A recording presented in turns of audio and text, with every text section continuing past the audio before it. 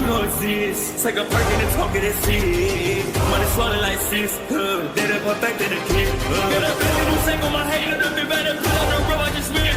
I know we got $1 million. The devil that shit ain't not cheaper again. Hello and welcome back, fellow anime lovers, to MangaMuse. I am delighted to have you join us once again in the world of fanfiction and fantasy. This is the fourth part of What If Naruto Enters Total Drama Island. Special note, this fanfic is written and a masterpiece of Pixel's Fanbook on FANFICTIONnet. Do check and support the author too. Now smash the like, share and subscribe button for more. Also press the bell icon so that you never miss such great parts. Thanks for the introduction. Now let's dive into the world. With Gwen, somewhere in the forest. Time, till showtime, 6:45.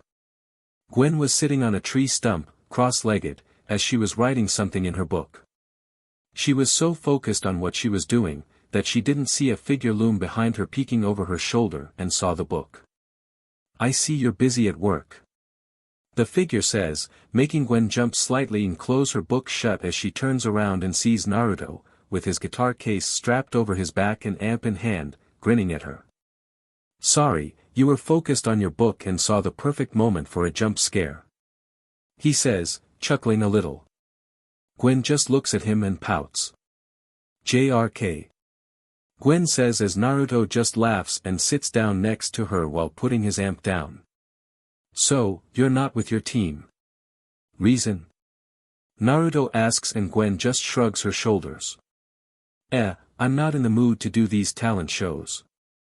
Never was, even back home. I'm more interested in writing my book anyway," Gwen says, holding her book close as Naruto thinks about her words and nods. "I see," Naruto says and Gwen nods. "Yeah," Gwen says. "So, you're out here alone too? Reason?" she asks. "I was practicing for tonight," Naruto says, pointing to the case strapped to his back as Gwen snorts. "Figured you'd be in this. Considering you are a musician," Gwen says since it was the most obvious choice in this challenge. "So, any idea what song you're going to perform?" she asks as Naruto looks at her. "So far, I narrowed it down to 12 songs, all original," Naruto says, which got him a surprised look from Gwen. "What? If I'm gonna rock out, I'm gonna rock out on my own music, no covers. Besides, if I do a cover of a song, it'll feel like a worse to me and my talent, you know," he says as Gwen thought about it and felt he was speaking some truth. "Wow, that makes sense," Gwen says, nodding as she looks back to Naruto. "So, you've played any of these songs in front of a crowd before?" she asks and Naruto shakes his head. "Nah, this will be the first time one of these songs will be performed live and doing it solo. Think of it as a total drama debut," Naruto says as Gwen smirks. "Chris is so gonna love that once he finds out that," Gwen says, getting a feeling Chris will love this when this episode goes into post-editing. She misses Naruto's slight change in expression as it went from calm to nervous for a few seconds before he calmed down. "Yeah," Naruto says. The two were about to talk about something else when they hear feet approaching them and they turn to the source and see Lindsay running up to them, dragging Dawn along. "Nate!" Lindsay yells as she runs up to him. "Hi, Lindsay and Dawn. What can we do for you ladies?" Naruto asks while looking at Dawn, who just shakes her head and starts tidying herself up. "Lindsay wanted to ask you what type of song you'll be performing tonight," Dawn says as Lindsay nods and she jumps up to him, close to his face. "Yeah, have you? Are you gonna sing a love song or something like that?" Lindsay asks, bouncing on her feet like a child who's at a candy store, but this causes her large chest to jiggle, which Naruto notices and looks away while he blushes. "Well, I really haven't figured out just what song I'll do. I've only narrowed it down to 12. Naruto says as Lindsay tilts her head to the side, giving him an innocently curious expression. But I'll make this performance worthwhile. He says as Lindsay smiles. Really? Lindsay asks, bouncing on her feet once more as he blushes further and nods. Why yeah. I'm going to rock out. Naruto says, flashing a sheepish grin as Lindsay beams. Yay. I can't wait to see what you'll sing. Lindsay yells and she wraps her arms around his waist and gives him a tight hug. This causes Naruto to freeze as he feels two soft large molds squeezing onto him. Thanks Lindsay, but, could you let go of me? It's kinda getting strong to breathe. Naruto stutters, but in his mind. I'm lying, I can breathe fine, it's just, your CHST.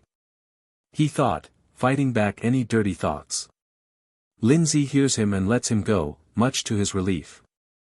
Oh, sorry Nate, sometimes I forget my own strength. Lindsay says, rubbing the back of her head as Naruto just lets out a sigh of relief and looks at her, with his blush, while fading away, was still there. It's fine. And it's Naruto. Naruto says while correcting Lindsay on the wrong name she used for him. He takes a deep breath to calm down and looks up to the sky and sees where the sun was located and saw just what time it was. Well, I've got to go, still got some things to do before tonight. I'll be leaving you, ladies, now. Later. He says, as he stands up and starts leaving the girls when Dawn walks up to him. I'll come with you Naruto. I was going back to camp either way. Dawn says and Naruto just shrugs his shoulders. Sure. Naruto says, Gwen and Lindsay wave at them as the blonde starts thinking. Okay. Now that I know what Nate's going to do, what was it that I was doing before?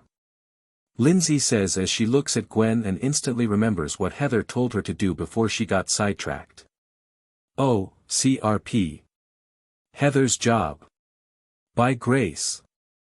She shouts and runs off, back to where she left the walkie-talkie while Gwen just looks at her retreating back with a raised eyebrow. Okay then, bye. Gwen just says with confusion before she just shakes her head, thinking it was something else as she returns back to her book and resumes her writing. Hey, what ya doin' there? She looks back up and sees Cody looking down at her with a smile, and this causes her to groan in dismay. Great. Gwen thought, her eyebrow twitching in annoyance. With the Gophers, at the clearing between the cabins. Time, till showtime, 6:33. We cut back to the Gophers as we see Owen, Trent, and Tyler watching Izzy about to perform her talent. The red-haired walks over to the boombox and presses play on it as Indian music began to play and Izzy starts to belly dance. I call this, the dance of the rattlesnake. Izzy says, dancing as she sways her hips side to side with her toned belly moving along. The boys were impressed by this for obvious reasons, especially Owen who was currently biting his bottom lip. The red-haired starts humming to the music as she looks at Owen, moving closer to him. Look into my eyes, what do you see? She asks as Owen's eyes start spinning right before he faints onto the ground as he lies that with a smile. Causing the two remaining, concussed dudes to get surprised while Heather, Lashana, and Beth returned from their break and saw the last moments of Izzy's act. Lashana whistles. DMN girl, you sure know how to knock a man out. Lashana says as Izzy looks at her with a smirk. I know of other ways of doing that besides just belly dancing. Izzy says, wiggling her eyebrows, which could mean anything. Yeah, but we're here to win. Not kill anyone. Next. Heather yells as Beth steps forward with a smile. Moments pass and Owen regains concussion as Beth does her act. Heather watches the brunette performing her talent in annoyance and nervousness. Annoyance from Lindsay's lack of feedback on her mission and nervousness by how dangerous Beth's act is. The act itself, you might be thinking. The farmer was twirling a pair of batons that were on fire at the ends. Beth tosses one of the batons in the air while increasing the twirling speed of the other one before throwing it in the air. Are you sure this is safe? Heather asks while moving a few steps back, and so were the others. Yeah. It is. I've been practicing. Beth yells. The others watch the two flaming batons spin in the air before one starts falling back down straight toward Beth, who was quick enough to run away as the others see it coming. Hit the deck. Owen yells as they duck for cover with the tables as the baton crashes into the earth, leaving a smoking crater in its wake. The team peeks over their tables and sees the smoking crater while Beth sheepishly chuckles. But, I kind of missed the how to catch your flaming baton class. Beth says. The team stands up from their cover as Trent hears something crackle behind him. He turns and sees where the second baton had landed. Ah, guys, the bush is on fire. Trent says, pointing toward the burning bush that was near the main lodge. Chef suddenly kicks the door open with a fire extinguisher in hand and rushes over to the burning bush and uses the extinguisher to put out the fire. Once it was out, the African Canadian turns to Beth, with a glare that made the brunette flinch and take a step back. Next time you do something like that, you won't see the light of the next day. Chef says, letting the threat hang in the air as he turns and walks back to the lodge and slams the door shut. The Gophers blink at this before they turn to Beth, who was shaking slightly from Chef's threat. Okay, so with that. That's everyone on the team who's auditioned. Except for Gwen, Lindsay, Cody, Anne. Trent says, counting the ones who haven't auditioned yet before getting cut off. Me. I have something y'all might like. Lashana says as Heather sighs. Okay, Lashana. What can you do? Heather says. Oh, I can get down like nobody's watching. Back home, people call me Lushake. Lashana says, doing some dance moves to show what she had. Heather sees this and sighs again. Fine, you're in. Heather says, as the home girl cheers. Meaning me, Trent, and Lashana are the three acts for the contest. Any objections? She asks and no one said a thing. Good, then we're set for the challenge. Those in the contest, go and practice until it's showtime, and don't be late. She says, and everyone starts walking off, to either practice or do something in the meantime, as Heather stays there and inhales deeply, hoping they'd win while thinking about something else. I wonder if she's going to be in the contest. If she is and so is Naruto, then we're so screwed. But if she isn't, I honestly don't blame her, especially with what happened. Heather thought, gaining a concerned expression while thinking. Heather. She was brought out for her thoughts as she hears Lindsay's voice and turns to her left and sees the blonde running toward her. And just when she reaches her, facing her, Heather crosses her arms. And just where were you? Heather asks, giving Lindsay a scowl. Oh, I was looking for Grace - Lindsay says. Gwen. Heather corrects her. Right, Gwen, but I couldn't find, but I did see Nate - Lindsay says. Naruto. Again, Heather corrects her. Yeah, I saw him and Chris talking to one another and they shook hands. Lindsay says. Heather looked interested. Really? Heather asks and Lindsay nods. Yeah, and just when they went different ways, I wondered what they were talking about, and then Destiny - Lindsay says. Dawn. Another name correction. Yeah, her. And she told me that Nate was headed to Gwen, and then I asked her if she knew what type of song he was going to do. So, she said I should ask him, and I did by going to him, and he said he was going to do one song from 12. Lindsay says as Heather looked really invested. Really? Heather asks and Lindsay nods. And Gwen? What was she doing? She asks. Oh, I saw she had a pen in her hand with her book. Lindsay says. Heather then gains a thoughtful expression. Interesting. Alright, we'll wait at the cabin for her to come back and go from there. Heather says as Lindsay nods, and the two head over to the cabin and wait for Gwen to arrive.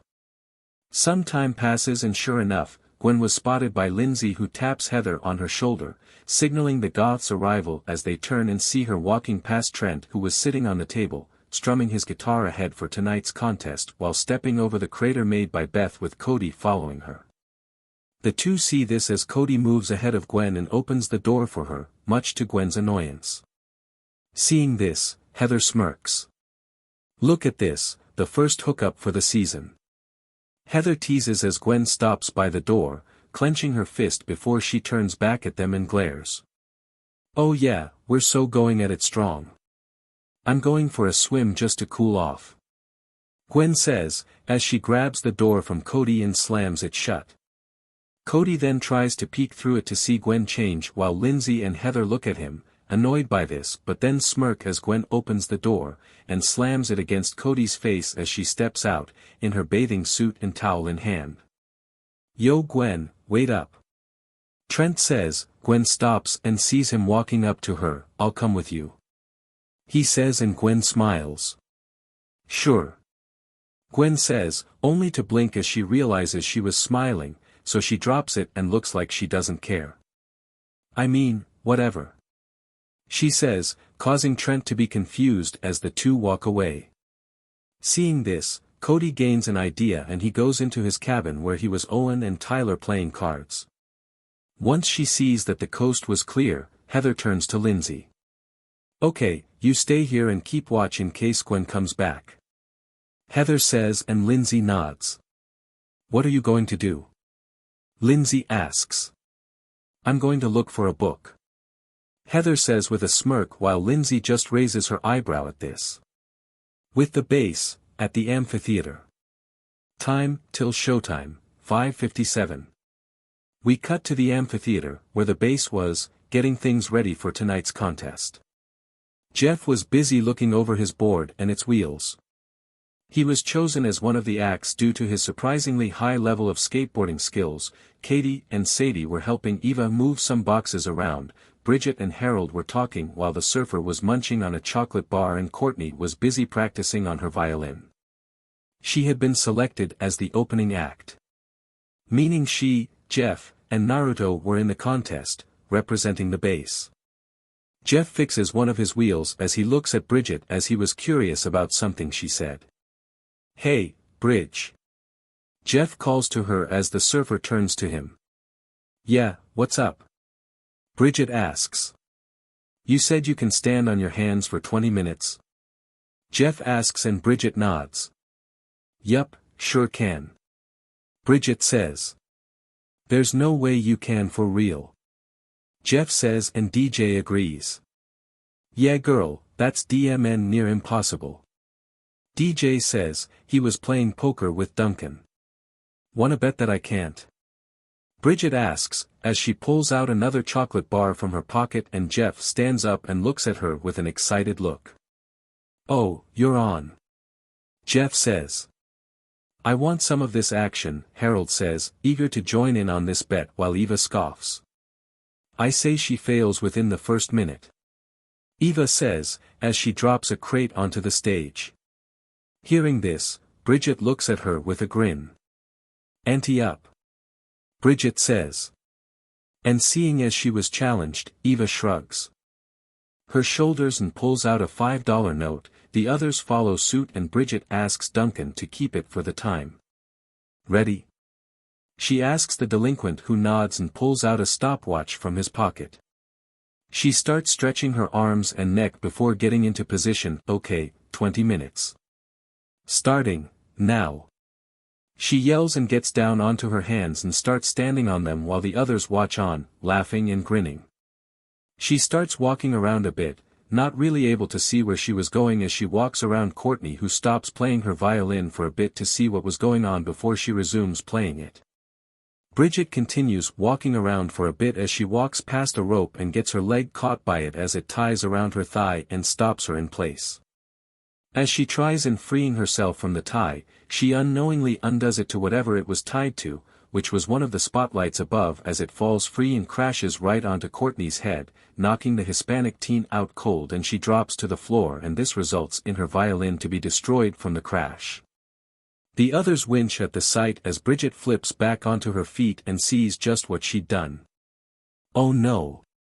Bridget yells, seeing Courtney's state and the state the violin was in. Soon, the team started seeing blood seeping on the floor from Courtney's head, and it was then they acted quickly as they called for the medics to come and help Courtney. A while later, Courtney, who was tended to as she had a roll of bandages on her head, was whimpering as she had the two pieces of her violin in her hands. Katie and Sadie were with her and were comforting her during this loss as a guilt-looking Bridget then walks over to them, with the intention to apologize to Courtney for destroying her beloved instrument, only for the CIT to spot her coming and glare at her.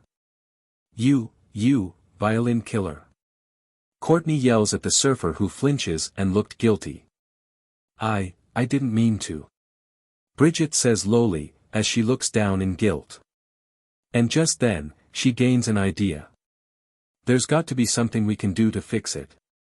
She quickly says as she grabs the two pieces of the violin from Courtney and tries putting them together in an attempt to put them in place so they could go and repair it before the show, but the instrument further breaks as it crumbles apart from the blonde's hands and onto the floor, with Courtney seeing this, and as a result, the CIT cries and curls up into a ball while Katie and Sadie try to comfort her. Oh man, what are we going to do? Katie asks as Sadie nods. Yeah, we just lost our first act. Sadie asks and Bridget looks down. I didn't mean to. Bridget says. It's okay Bridget, I know you didn't. The four girls jump in fright as they turn around and see Dawn behind Bridget, sitting on the floor in a lotus position. It's written in your aura that you feel true remorse for what happened. And Courtney will calm down, with time will forgive you. She won't hold it over you. You'll see. The petite girl says, but the blonde surfer just sighs. But still, it's my fault that we lost one of our acts. It's best if I go home if we lose the challenge. Bridget says. Not exactly. Dawn says as Bridget looks at With and sees Dawn stand up and look at her. We can still get an act if we just go and ask. The petite girl says before leaning up to the surfer's ear as Bridget listens before looking at Dawn. You think she'll do it? Bridget asks as Dawn nods. Only if we ask, will we know the answer. Dawn says as she goes toward the others while Bridget follows, to go and ask someone to replace. With the Gophers, at the cabins. During the time of the violin incident. We cut back to the Gophers' cabin as we see Lindsay and Heather at the girls' side, with Heather at the door, about to enter the room while Lindsay was by the steps. Heather looks around to see if there was anyone nearby and saw no one as she looks at Lindsay. You stand guard and remember, if you see Gwen coming, warn me. Heather says as Lindsay nods. Okay. Lindsay says, giving Heather a salute as Heather enters the room and closes the door behind her. Lindsay starts her lookout task before a thought crosses her mind. Wait, how should I warn you if I see Gwen coming? She asks herself, right before she shrugs and resumes her lookout. Over at the docks, Gwen and Trent were just sitting there, next to one another while their feet were dangling just above the waters as Gwen starts explaining her current mood about the camp and the others. Sometimes, I just get away from everyone here, you know. I mean, they're all driving me crazy. Gwen says with a sigh as she means what she says. The people here were driving her to a wall, mostly Heather and some of her teammates due to their habits, and even some on the other team, but there were only 4 people she tolerated in the camp. Well, most of them are. She says as she looks at Trent with a smile and a small blush. Yeah, I get what you mean, sometime, you just want to kick back and be alone. Trent says as Gwen nods. Yeah. Gwen says. But before they could go on, the two started to feel the dock rumble as they turned to the other side of the dock and sees Cody and Owen running toward them in their swimming trunks. Cannonball! Owen shouts before he and Cody leap into the water, just soaring over the pair and splashing into the water, which results in it hitting Gwen with the splash, getting her completely wet, while oddly missing Trent as he remained dry. Now that her happy and relaxed mood was ruined, Gwen stands up and glared at the two boys in the water. Ugh! I hate this place! Gwen shouts as she turns and processing in leaving the water while grabbing her towel that was on a dock post and starts drying herself. Trent felt sad in seeing her leave as he looks down at the two and gives them an annoyed look. "Nice goin', you guys," Trent says, in an irritated tone. "Yeah, nice goin', dot," Owen says, turning to Cody while copying Trent's tone. Back at the Gophers' cabin, in the girls' room, Heather was busy rummaging through Gwen's bed and stuff in search of the mysterious black book. "Okay, if I was a secret book, where was I be hiding?" Heather asks herself while looking around. Outside the cabin, by the steps, Lindsay was busy playing with her hair as she had styled it into a braid. She sees Gwen approaching the cabin, with the same annoyed look she had when she left the docks. "Hi Gwen." Lindsay casually greets the goth before realizing Gwen was here and was about to enter the cabin. Acting fast, Lindsay stops playing with her hair and stands up. "Gwen. It's you." "Hi. What are you doing here, outside the cabin, Gwen?" She asks loudly, loud enough for Heather to hear and start panicking in the cabin as she sees the mess she made due to her search. "Trying to get into the cabin," Gwen says, already irritated from before and was getting annoyed by Lindsay's weird questions. "Oh. You're trying to get into the cabin. That's very interesting." Lindsay yells as Heather was busy cleaning the cabin up as fast as she could, placing things back the way they were previously. Gwen growls as she tries to move past Lindsay but the bombshell beauty blocks her from getting past her. "Wait. You have to stay here with me. We can, get tans together. I did say earlier, your skin could use some help," she says, grabbing Gwen's hand and looking at her pale skin. Gwen narrows her eyes at the blonde. "Yeah, I'm good," Gwen says, swatting her hand away from Lindsay's before looking at her. "So, are you going to move or am I going to have to throw you to the side so I can go into the cabin and dry off and change?" she asks as she was about to shove Lindsay away from the door when Lindsay strikes a karate stance. "You can try, but I have martial arts," Lindsay shouts, in the crane stance as Gwen narrows her eyes at her. "Oh, yeah. Well then, let's see what you've got," Gwen shouts as she cranks her knuckles, ready to throw down against the blonde should she continue pissing her off. Lindsay sees this and forces her to back away from fear. "And never mind, you can go in," Lindsay shouts, trying to protect herself from Gwen as the goth just walks past her and enters the cabin as Lindsay looks in it and sees it was clean and Heather was standing by her bunk bed, with an innocent smile. "Hey, look. Gwen's back," she shouts as she enters the cabin. "Hey, Gwen. Did you have a good swim?" Heather asks, innocently as Gwen just looks around the cabin and sees how clean it was, which was suspicious as it wasn't this clean when she was here earlier. "What is going on in here?" Gwen asks, narrowing her eyes at Heather who yawns and stretches her arms. Yawns. Oh, nothing. Just having a little nap before the big show later tonight." "Are you always this paranoid?" Heather asks while placing her arms behind her as Gwen just glares at her. "Whatever. Just get out so I can change in peace," Gwen says as Heather rolls her eyes. "Please, we're girls here and it's not like I haven't seen everything from you before," Heather says as Gwen blushes and clenches her fists. "Out!" Gwen shouts. "Fine. Whatever. Come on Lindsay, we've got to go and prepare," Heather says as she leaves the cabin with Lindsay in tow. Once they were far enough from the cabin, Lindsay turns to Heather. "Well? Did you do what you were doing?" Lindsay asks as Heather turns to her and nods with a smirk. "Yep. And I got the jackpot," Heather says as she pulls out a certain black book from her backside. That was where she was hiding it. "Gwen's book," Lindsay says, seeing the book in her hand. "What are you going to do with it?" she asks as Heather's smirk just enlarges.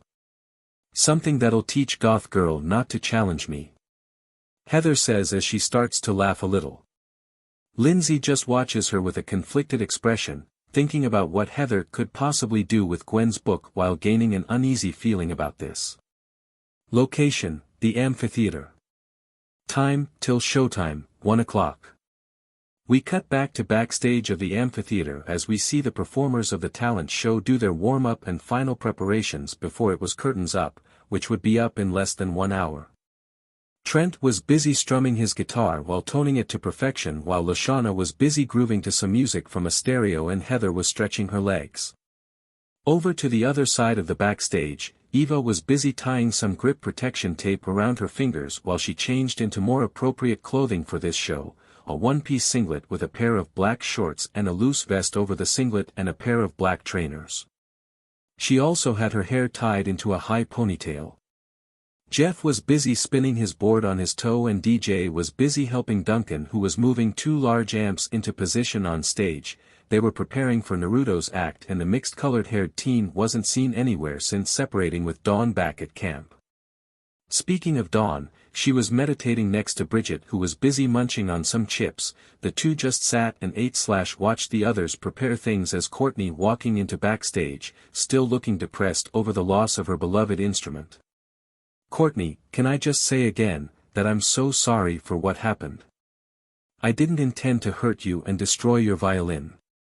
Bridget says as the CIT just looks down at her and sighs. I understand that you didn't mean to, it's just, that violin was special to me and seeing destroyed the way it was, too much to bear. It still is too much, but I know you didn't mean to. So, I'll forgive you for it, Courtney says with Bridget smiling at her and standing up before walking over to her. Thank you, Courtney. Bridget says as she hugs Courtney and the CIT returns the hug. Dawn watches this as she smiles. And sorry for calling you a violin murderer. Courtney says as Bridget just shrugs her shoulders. It's okay, I did deserve that much. Bridget says as they break the hug while Dawn stands up and walks up to them. See Bridget, Courtney would forgive you in time. Dawn says with a smile and Bridget nods with a smile. Soon, the three see Naruto approaching the amphitheater with Chris as they appear to be discussing something. Here, the file should be there and ready to be used when it's my turn. Naruto says as he hands Chris something as the host takes it and grins. Sweet. Chris says and places the item into his pocket before looking at Naruto with a serious expression. Alright dude, everything set up for you. And I spoke to the producers about your deal, it's all within the rules. Meaning you're not risking anything in this challenge, and they said they just need to talk with you and negotiate the terms with them. Just do your best out there and remember our deal. Chris says as Naruto nods. Yeah, I know, and I won't back down from it. I'm not that type of person. Naruto says as Chris nods. Had a feeling you weren't. Chris says as he smiles and holds his hand to Naruto, see you out there. He says as the red hair/blonde teen takes the hand and shakes it. Yeah. Naruto says. He sighs as he watches Chris leave, perhaps to get himself ready for the evening. He turns around and sees everyone preparing for the contest. Oh, hey guys. Naruto says, walking up to the three girls. Hi, Naruto. What were you doing with Chris? Dawn asks, her question actually caused the red hair/blonde to slightly flinch but he was able to quickly recompose himself as he gives her a grin. And nothing important right now, I'll tell you about it later. Naruto says. He then sees Courtney and sees the condition she was in. What happened to Courtney? He asks, with a raised eyebrow. Bridget flinches as she starts playing with her fingers while looking down. It's kind of a long story. Bridget says, as Naruto looks at her and she starts explaining the events that led to how Courtney got into that state. And that's what happened. She finishes explaining what happened as Naruto nods as he takes in the information given to him. I see it was a freak accident. But I still have one important question, are you okay Courtney? Naruto asks, turning to the CIT who nodded. Yeah, the medic stitched my wound and I've got a slight concussion. They said I should take it easy for the next couple of days and don't really do anything that could make things worse for me. Courtney says with Naruto nodding and sighs in relief. Oh, that's good.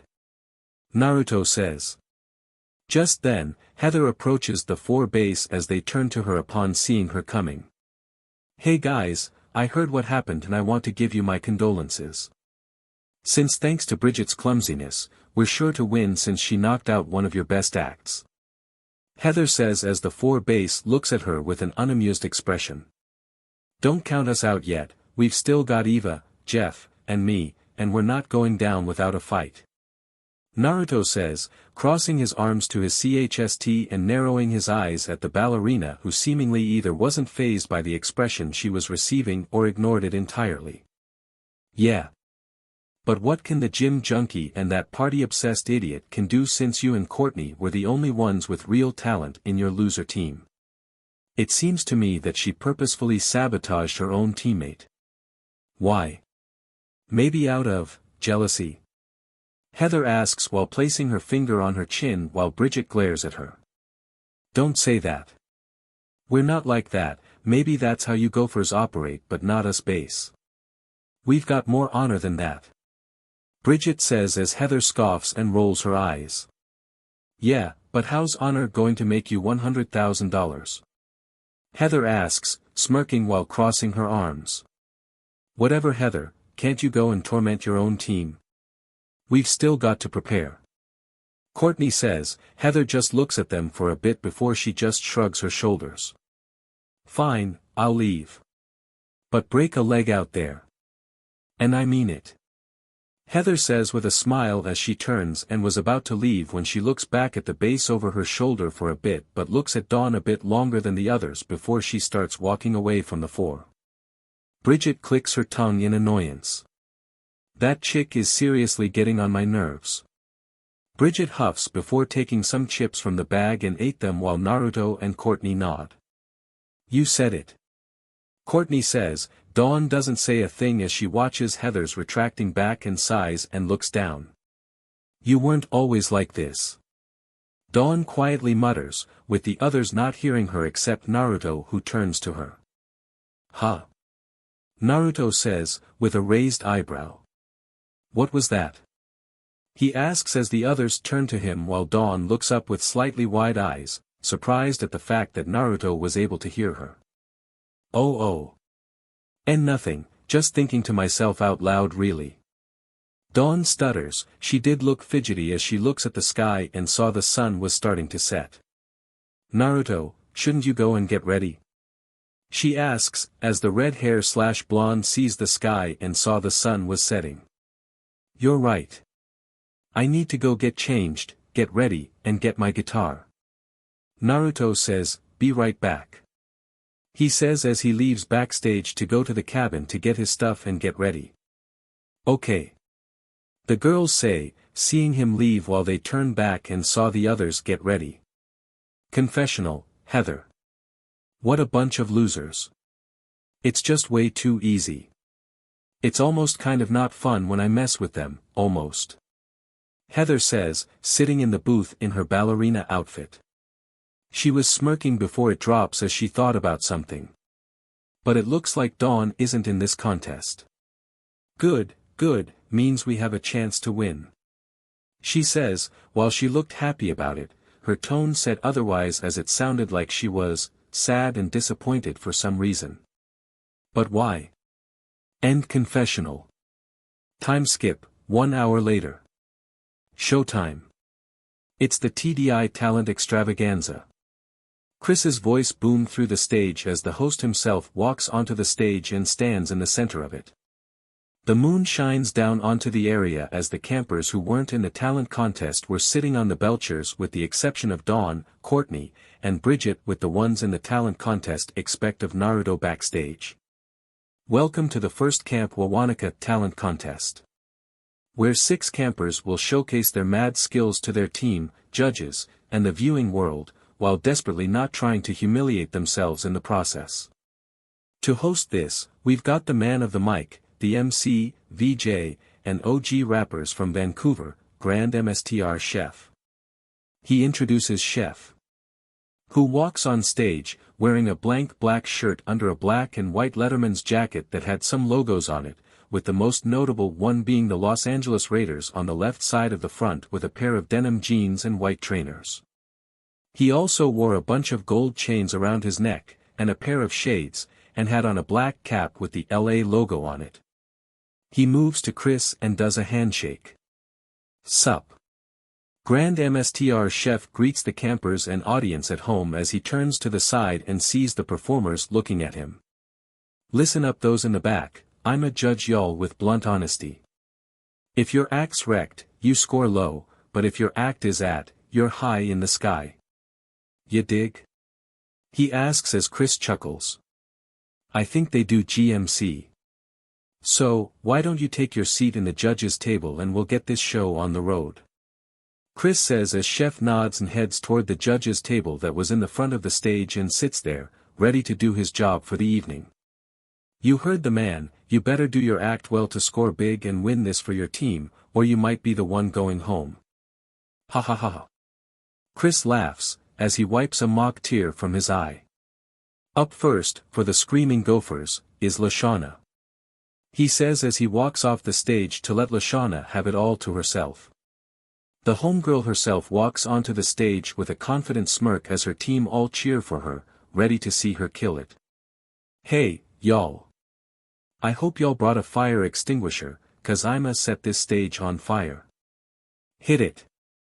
Lashana yells and music began to play through speakers and she starts to dance as everyone watches, and to be honest, they were shocked at what they were seeing, but not for the reasons you'd think. Her dance moves were questionable at best, since that was the best way to describe it.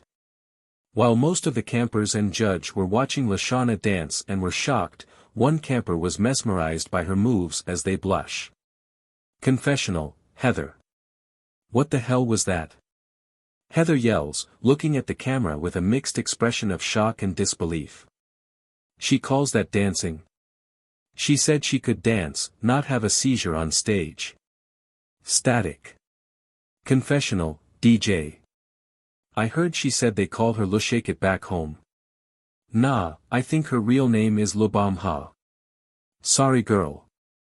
DJ says as he chuckles to himself while shaking his head slowly. Static. Confessional, Duncan. Ha ha ha ha ha ha. The chick calls that dancing. Man, thank God I don't dance. Ha ha ha ha ha. Duncan laughs while holding his stomach. Static. Confessional, Harold. Harold was staring directly at the camera with a blank, yet calm expression as he only says one thing that was on his mind after seeing Lashana's performance. DMN. End confessionals. Lashana finishes her performance, with a pose as she pants. Chris walks onto the stage clapping his hands. Well, that was interesting. Let's see what our judge has to say about your routine. Chris says, coughing into his hand as he covers a chuckle. The chef-o-meter appears and Chef gives his score to Lashana's performance. Which was a 5. 5 out of 10, not bad. That puts the Gophers on 5. Thank you Lashana. He says as Lashana smiles and walks off the stage. Up next, for the killer bass, replacing Courtney is Eva, who's going to attempt to do a dead man's weightlift. He says. The curtains open to reveal Eva standing in front of a large barbell which had loads of weights to it while her hands were covered in chalk. She was panting heavily with her eye closed, as if she was hyping herself to do this task.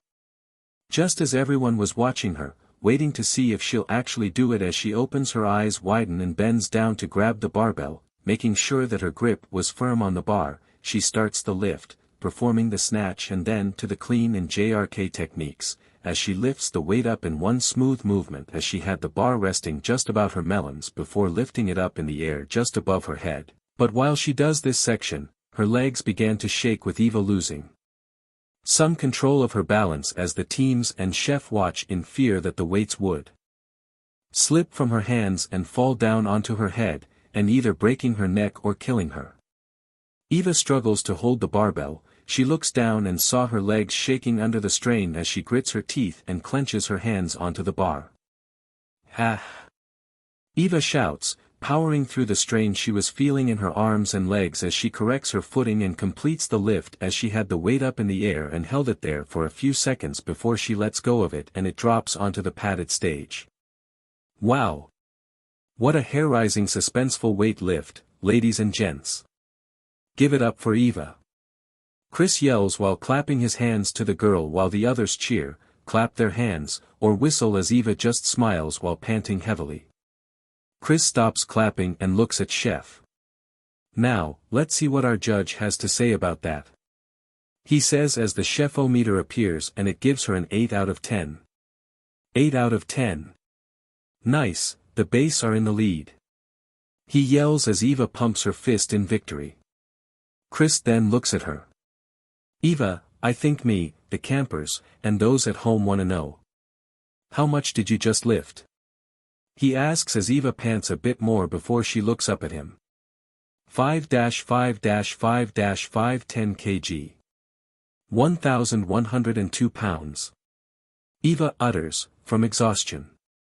The reveal of how much weight she had lifted shocked and surprised everyone there. DMN. That much? That's really impressive for someone your age. If you can do something like this now, who knows what you can do when you're a bit older. Give it up once more for Eva, folks. Chris says, with the campers clapping their hands for Eva, who smiles and leaves the stage. Chris then looks at the camera. Now, 2 acts down with 4 more to go with the killer bass killing it so far. Next on deck, for the screaming Gophers, is Trent. Take it away, my bro. He says, leaving the stage as Trent walks on it, with his guitar strapped in a stool.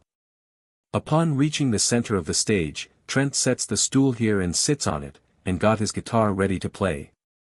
Thanks, Chris. Trent says. This one goes out to someone special here at camp. Hope you like it. He says with a smile, while looking at Gwen before he starts to play. They say we've only got summer. And I say, that's really a bummer. But we'll swim in the UN and have lots of fun. It'll be just the 2 of us. Nothing to do, just hang. So let me say only this. Stick around, for just one embrace. Trent finishes his little song as Gwen sighs lovingly while having a big smile. Both teams clap for Trent as Chris walks onto the stage, also clapping. Nice work, I'm liking your style, dude. And so does Grand Mstr Chef. Chris says as the chef-o-meter appears above with a 7 out of 10. Putting them in the lead with 12. 7, nice, that puts your team in the lead. Nice one, dude. He says as Trent just smiles and waves at the camera, but Chris thought he was taking too much time. Alright, quit hogging my light, buddy. He says before he shoves Trent off the stage as a loud crash came from the back at the side where Trent was shoved into by Chris. Chris himself just cleans his hands and looks at the camera. Alright, moving on to the next act, for the killer bass, it's Jeff. Chris yells. Backstage, Jeff kicks up his board into an ollie and hops onto it, but when the board lands on the ground, it snaps into 2 pieces, shocking him and the 3 girls with him. DMN, guess I shredded a bit too strong. Jeff says, looking at the board while scratching his head. What are we going to do? We have to send someone out there now or we're going to lose. Bridget asks, grabbing Courtney by her shoulders in a panic. Katie and Sadie are horrible dancers, Duncan refused to show what he can do, and Harold, wait, what can he do again? She asks, after realizing that she doesn't know what was Harold's talent. I don't know, we never let him show what he can do. Courtney says, she remembers she cut Harold off from his audition and she was regretting it. What are we doing to do? Bridget asks, now getting worried that the team will lose this contest. Courtney was feeling the same until she remembers something and turns to Dawn. Dawn! You have to do it. Courtney says, this causes Dawn's eyes to widen as she sharply turns her head to the CIT. What? Dawn yells/stutters as she takes a step back. Courtney steps in front of her and grabs the petite girl by her shoulders as she looks down at her face. Please, you have to go and perform. We're out of options. Courtney says, no begs as Dawn looked horrified at the request, as she starts to breathe heavily. I can't. I can't.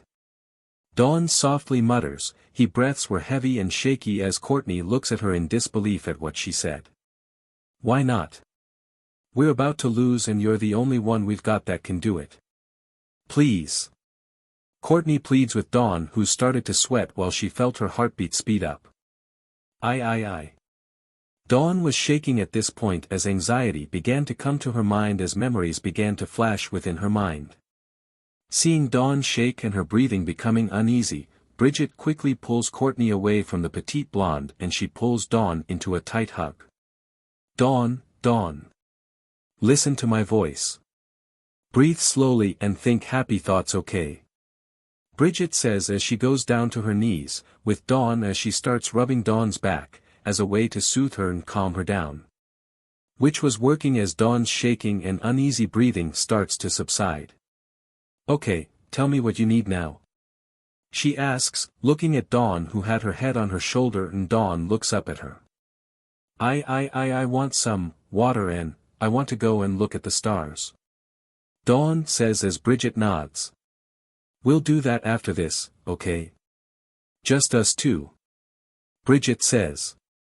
Can Naruto come as well? Dawn shyly asks as Bridget found it adorable as she smiles at her. Of course, he can come. You just have to wait a bit longer until this contest is over and we'll go to look at the stars. Is that okay? Bridget asks and Dawn nods meekly. Good, just concentrate on your breathing and you'll get through this, it won't last long. Okay. Good. Jeff, I need you to go and get a bottle of water for Dawn. I don't care how you get it, but please just get some, Dawn needs it. She says, looking at Jeff, who nods and runs off the stage and to camp to go get the bottle. Bridget turns to Courtney. Courtney, we can't force her to do it. You just saw how she reacted, she doesn't want to. She says. So, what are we going to do for the second act? We've got no one to do it. Courtney says, now looking ready to accept defeat, while Bridget thought over something before she sighs and looks at the CIT. I'll do it. Bridget says, making Courtney look at her with a dumbfounded expression. What? Courtney yells with wide eyes. Are you insane? It'll never work. She yells. Do you have any better ideas? Bridget asks, and this causes Courtney to shut up as she had nothing to say that could be useful for this.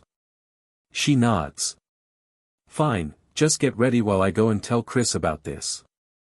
Courtney says as Bridget nods before she goes back in soothing Dawn. Courtney turns and moves toward Chris to tell him what had happened backstage.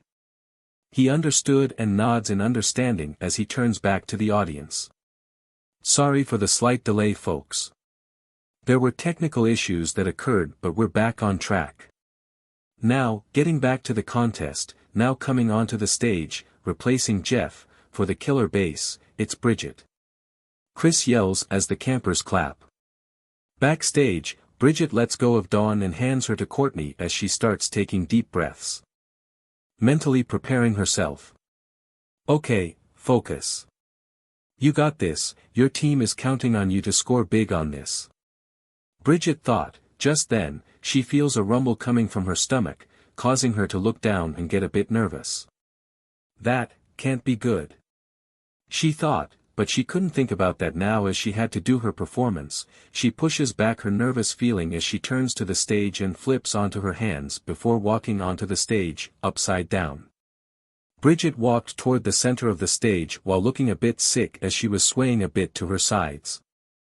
And just when she finally reaches the center of the stage, she felt her stomach rumble once again, only this time, more violently, which causes her to let out a loud burp. This makes the campers raise their eyebrows while the boys on the Gophers look at Owen, as they were reminded for his skill.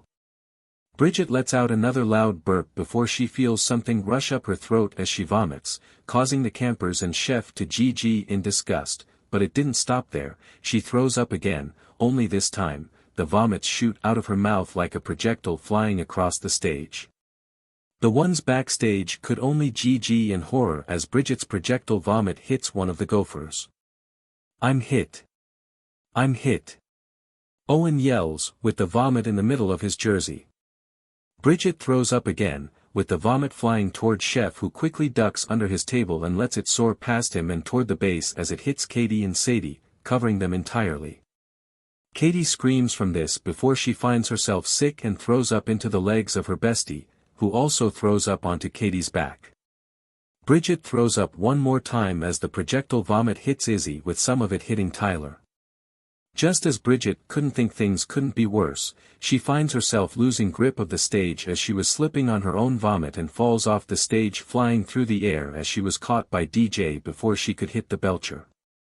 Clean up on aisles 3, 4, 5, and 6. Chris says as he steps onto the stage, watching where he was going as he tries to avoid stepping onto Bridget's barf while he closed his nose from the smell. "In the meantime, we'll take a short break to hose the joint down," he says before leaving the stage to let the interns clean the stage up. At the base's belcher, DJ sets Bridget down as the surfer looks down to the floor. "Yo Bridget, you alright?"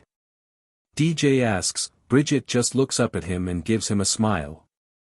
"Why yeah, I'm good. I just need to go and clean myself off," Bridget says before she walks away from the area, with her head down as she starts to cry. Confessional, Bridget. "Going home won't be so bad," Bridget says, her eyes were red and puffy. I could always work at the surf shack," she says as she stares down at the floor with a face of shame as tears began to fall from her face. End confessional. Time skip, 5 minutes later. Welcome back to the TDI Talent Extravaganza. Chris announces as the commercial break was over and the stage was looking clean again. The campers were cleaned and ready for the last performances as the ones who already performed were now at their team's respected belchers. "Welcome back folks. Okay, in a strange turn of events, Bridget's chunk-blowing fest registered only 2 thumbs up from Grand MSTR Chef, earning the base, a score of 10. But, it's not enough to pull ahead for the screaming Gophers, who are 12 thanks to Trent's love song. Chris says as the Gophers all cheer while the bass groan while Courtney curses backstage. "Damn it. I knew Bridget's act wasn't going to work." Courtney yells at this, seeing as they were behind in score and at risk of losing. Dawn nods along, now looking worried about this as she was thinking about Bridget and how she was, while also thinking about Naruto and where could he be. What the hell happened here? The 2 girls hear Naruto's voice behind them as Courtney sighs in relief at his arrival. "Naruto. Thank goodness you showed up, we're in deep trouble, Anne," Courtney was saying before she stopped speaking and was looking at Naruto in surprise at what he was wearing. He was wearing a black and orange biker LTHR jacket, with a black t-shirt that had a red and orange fox with 9 tails design on the center of the t-shirt. He also had on black denim jeans with tears on some sections of the jeans and wore his high-top sneakers. He also had his black paisley bandana tied around his forehead. He had his guitar strapped to his back. He looks at her with a raised eyebrow. "Courtney, is everything okay? What were you saying?" Naruto asks and Courtney snaps out of her thoughts and looks at him. "Alright, we're in serious jeopardy here. We're in deep CRP here. We're behind the Gophers," Courtney says as Naruto frowns. "How much do we need?" Naruto asks. "As for now, we only need a score higher than 3 to beat them, but that can change since they have one last act," Courtney says and Naruto nods. "Okay," Naruto says with a determined expression. He was going to have to shred strong to win this for the team. He then spots Dawn, who was drinking a bottle of water, provided by Jeff. "Hey Dawn, are you okay? You seem a bit paler than you usually are." "Why yes. I had a little panic attack a little while ago, but Bridget helped me get over it," Dawn says. Naruto was shocked in hearing this but was relieved to hear that Dawn was helped and thanked his fellow blonde for helping her out of it. He looks at her with a smile. Okay, I'm glad you're okay. But if you need anything or you want to talk, you can call me. Okay? Naruto asks as Dawn looks at him as she smiles. Thank you, Naruto. Dawn says, while shyly looking away from him and resumes drinking her water as a blush appears on her face. The Gophers still hold the lead as I introduce their last act. So, without further ado. For the leaders, it's Heather. Chris calls out Heather as everyone then clapped as the Asian Canadian walks onto the stage, with her hands behind her back and sits on the stool Trent had seat on earlier. She looks at the campers and at the cameras with a smile. Originally, I was going to dance for you. But instead, I want to take this moment to celebrate team spirit. With a collaboration. Heather says as she pulls out a very familiar black book from behind with her smile changing into a smirk. Lindsay's eyes widen in shock as she finally realized what was Heather about to do. Naruto and Dawn narrow their narrows at the book. Wait, isn't that Dash? Naruto asks before his and Dawn's eyes widen, realizing what it was and who it belonged to. Oh no. Dawn utters as she and Naruto look at the Gophers belcher and sees Gwen looking at Heather in shock. She wouldn't. Gwen utters in fear for Heather holding her diary as her BLD ran cold. So, by the thoughts and words of Gwen. Performance by me, let's begin. Heather says as she clears her throat and opens the Goth's diary at its latest entry. Okay, so, I'm trying to ignore him but he's just so cute. If they custom ordered a guy to be a distraction for me here, it would have to be Makati. She reads, with a grin.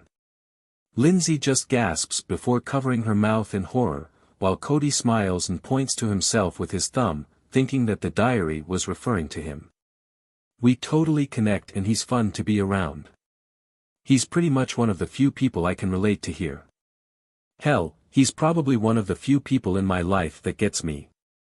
Plus, while this might sound cliché, but I totally like guys who play guitar, since I love music. She reads with a smirk, causing Cody to stop daydreaming as he realizes something Heather read. Wait, I don't play guitar. Cody says as he and Trent look at each other before they realize something and turn to the stage where they spot Naruto who was in shock, not from what was said, but by Heather's action. The campers were also in shock by Heather's cruel act as she just exposed Gwen's secret that she had a crush on the island, who apparently can play guitar, but the thing was, there were two known guitarists on the island, and one was on her team while the other was on the other team, so there was no clear way in saying who it was that Gwen was liking. Gwen's face was red in embarrassment as she couldn't take it anymore and processes to run away as fast and as far as she could from everyone. Dawn and Naruto saw this and felt extremely bad for her while Lindsay discreetly hops off the belcher and runs after Gwen with no one looking. Heather saw Gwen run and closes the diary with a smirk on her face as she looks at everyone and at the camera. Thank you. Heather says as she hops off the stool and bows. That was some cruel. Courtney says. And just when I thought she couldn't get any colder. She goes and does this. Naruto mutters, clenching his fist in anger as he glares at Heather with anger in his eyes. Heather, why? Why do this? Dawn thought, looking at the Asian Canadian in shock along with disappointment. Heather walks into the backstage area and sees the three staring/glaring at her as she scoffs. And just what are you all staring at? Heather asks as Courtney crosses her arms and glares at her. That was low, even for you. Courtney says as Heather rolls her eyes. Whatever. Heather says, sticking her nose up in the air and walks away from the three. Naruto just glares at her retreating back as he grits his teeth and clenches his fists. I'm so going to get her back for this. Naruto says as Courtney nods and looks at him. You can do that by winning this. I'm sure that some of her teammates would be glad to vote her off. Courtney says. Naruto looks at her and gives her a smirk. Oh, you got it. Naruto says as he walks off to the stage to get ready. Okay, well, that was something. Let's see what our judge has to say about that act. Chris says as he looks at Chef who gave his score. The chef-o-meter appears and Chris sees the score, 6 thumbs up. Not bad, that puts the Gophers at 18. We're down to our final act of the evening. Can his act turn things around and drive the base home to victory lane? We'll find out as he debuts his newest single, here, live on Total Drama Island. He says, causing the campers to be confused by that. What did he mean by debut? Performing live, from Jinchuriki, it's Kurama. He yells, walking off the stage as the lights dim until the stage was completely dark. And just when they thought something had gone wrong with the lights, a guitar riff began to play as the lights turned back on to show Naruto with his back facing the audience while he played his guitar for the riff. Just then, drums began to play in the background. Naruto starts banging his head to the beat as he just shouts. Say hey. Cha. Naruto turns around and plays his guitar while the drums and now bass were playing in the background as he walks over to a mic stand where a mic was waiting for him to sing, and when he reached it, he begins to sing. Hear the sound of the fallen rain. Comin' down like an Armageddon flame, hey. The shame, the ones who died without a name. Hear the dogs howlin' out of key. To a hymn called, Faith and Misery, hey. And bleed, the company lost the war today. I beg to dream and differ from the hollow lies. This is the dawning of the rest of our lives. On holiday. Hear the drum poundin' out of time. Another protester has crossed the line, hey. To find the money's on the other side. Can I get another amen? Amen. There's a flag wrapped around a score of men, hey. A GG, a plastic bag on a monument. I beg to dream and differ from the hollow lies. This is the dawning of the rest of our lives. On holiday. Hey.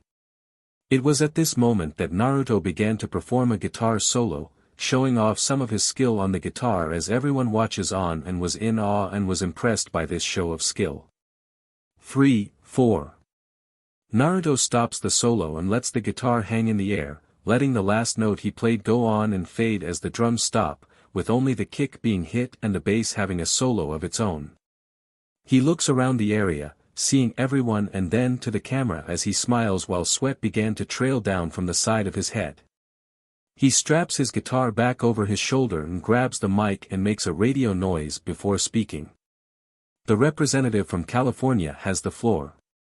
He says and lets go of the mic before he sings again. Sieg Heil to the President Gasman. Bombs away is your punishment. Pulverize the Eiffel Towers. Who criticize your government? Bang bang goes the broken glass, and kill all the fags that don't agree. Trials by fire, set-in fire. Is not a way that's meant for me. Just cause, hey. Hey. Hey. Hey. Just cause, because we're outlaws, yeah. Hey. Hey. Hey. Hey. I beg to dream and differ from the hollow lies. This is the dawning of the rest of our lives. I beg to dream and differ from the hollow lies. This is the dawning of the rest of our lives. This is our lives on holiday. Naruto holds his guitar in the air as the last note plays out to fade out with his song ends while looking up to the air, panting slightly. Everyone looked at him in shock at first before. Owen was the first to stand up from his seat and cheer, which was soon followed by everyone else cheering and roaring out loud for his performance. Chris walks out onto the stage, also clapping his hands while having a big smile. Wow, dude. That was awesome. Chris yells in disbelief at what he just listened to / witnessed. Naruto looks at him and smiles. Thanks man. Naruto says, panting a little, after all that playing and singing, it was a given he'd be winded. You blew everyone's minds with your guitar skills and singing, but let's see if it was enough to blow Grand Mstr Chef's mind too. Chris says as the chef-o-meter appears and gives its final score, which was a 10. Chef's beyond blown away by your sick rock show since you got a 10 out of 10. Putting the base at 22 and them. And with that, they trample the screaming Gophers. He yells with the bass cheering and rushes to the stage where the girls hug Naruto before Eva and DJ haste him up in the air and cheer as they walk from the stage and back to their cabin to celebrate. With Chris, he turns to the defeated Gophers. As for the screaming Gophers, this is your third loss in a row. You guys seriously got to pull your act together since you'll be sending someone home.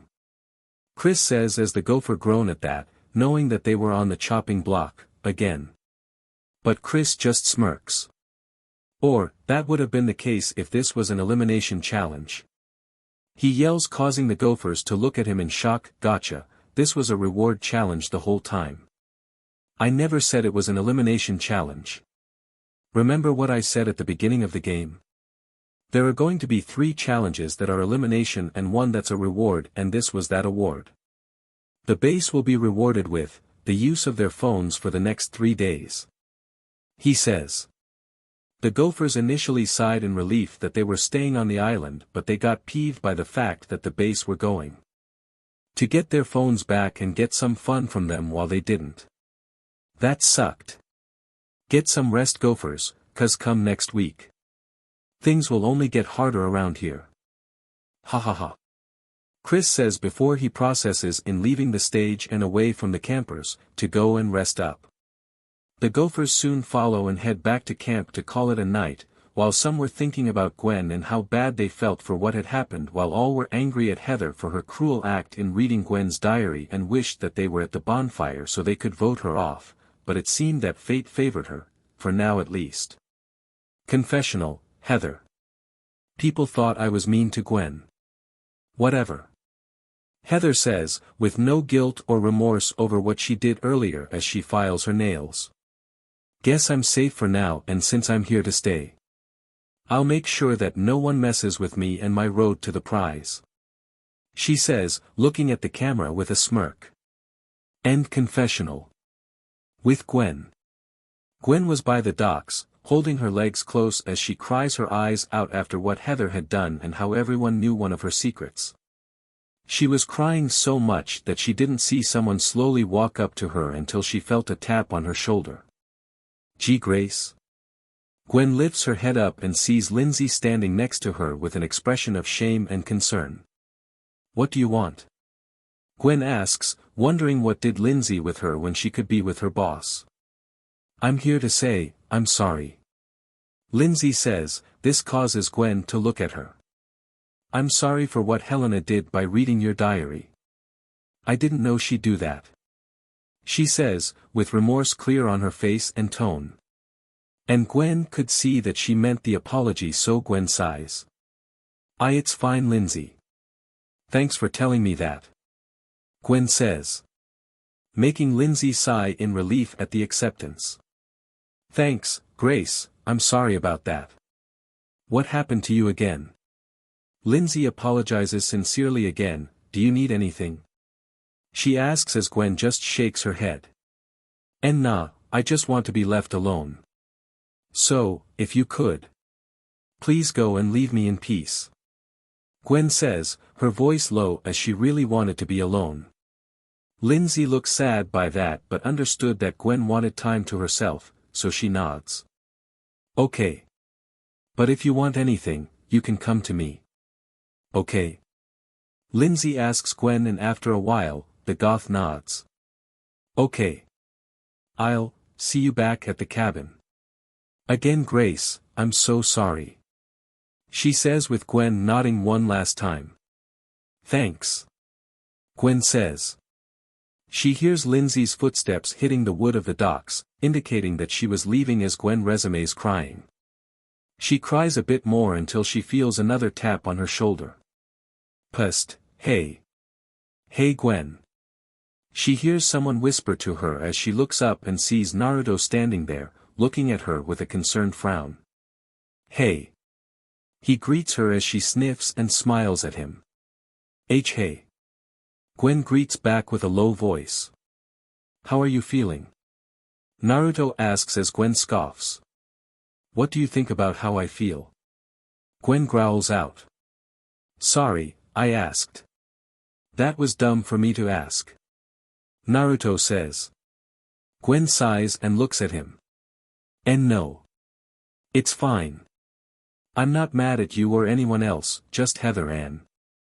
Gwen says as she stops and clenches her fists in anger for what that girl did to her. And Naruto nods, understanding her anger. I get it. Heather, read your diary. And that's wrong for someone to do. She had no right to do that in front of everyone and the world. Who does that to someone, who's also your teammate?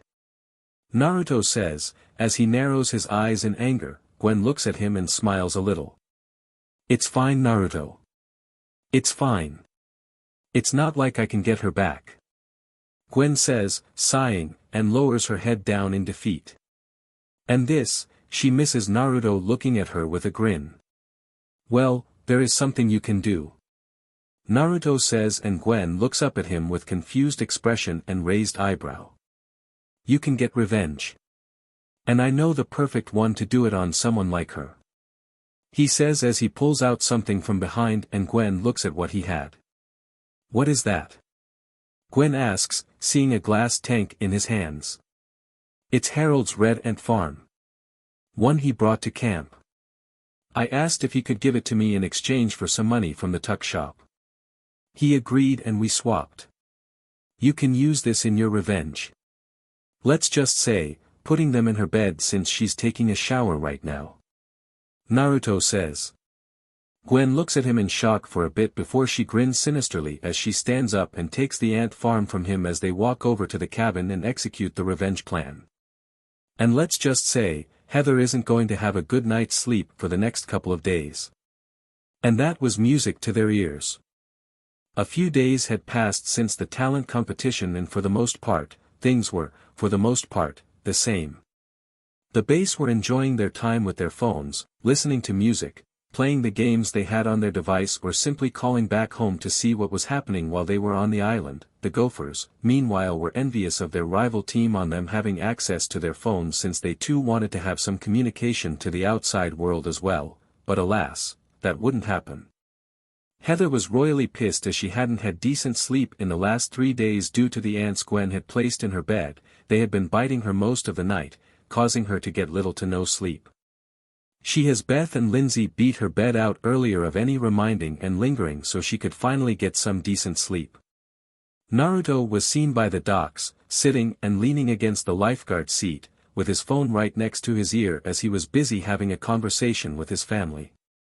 So the guys from both teams got together to do a food off, and it goes pretty well. That was until Owen comes in and starts out eating everyone on some of Chef's mystery meat, and he holds it down while the other guys can't. I could, considering I've had and downed Tenten's and Fu's cooking. Naruto talks to the phone as he hears a man start laughing. Ha ha ha, oh my. That's funny. From what I've seen for Owen, I can believe that. The man laughs through the phone. You think he could take you on a ramen eating contest? He asks. Maybe, but we'll have to wait and see for that. Naruto says, shrugging his shoulders, as he really didn't know what would happen if he and Owen were to have an eat-off. That had him intrigued. I can tell you're having fun there, son. You seem and sound brighter before you left. The man says as Naruto couldn't help but chuckle. Yeah, this place is awesome, crazy, and a bit weird, but it's great. Everyone here is super cool. Most of the guys are fun to hang around with and the girls are nice to talk to, well, except. Naruto stops. Except what? The man asks as Naruto sighs. Except for Heather. Naruto says. Ah, her. The man says, understanding what Naruto meant. We all watched the last episode and saw what she did. It's safe to say that we all were mad and disappointed by her actions. He says while Naruto nods. Yeah, I was extremely pissed by her cruel act. Naruto says, frowning a bit as he remembers Gwen's reaction to Heather's crude act. It still pissed him off. He then realized what the man had said. Wait, you said, all for you watched it. By all, do you mean? He asks. Oh yes, all of us have been watching you compete.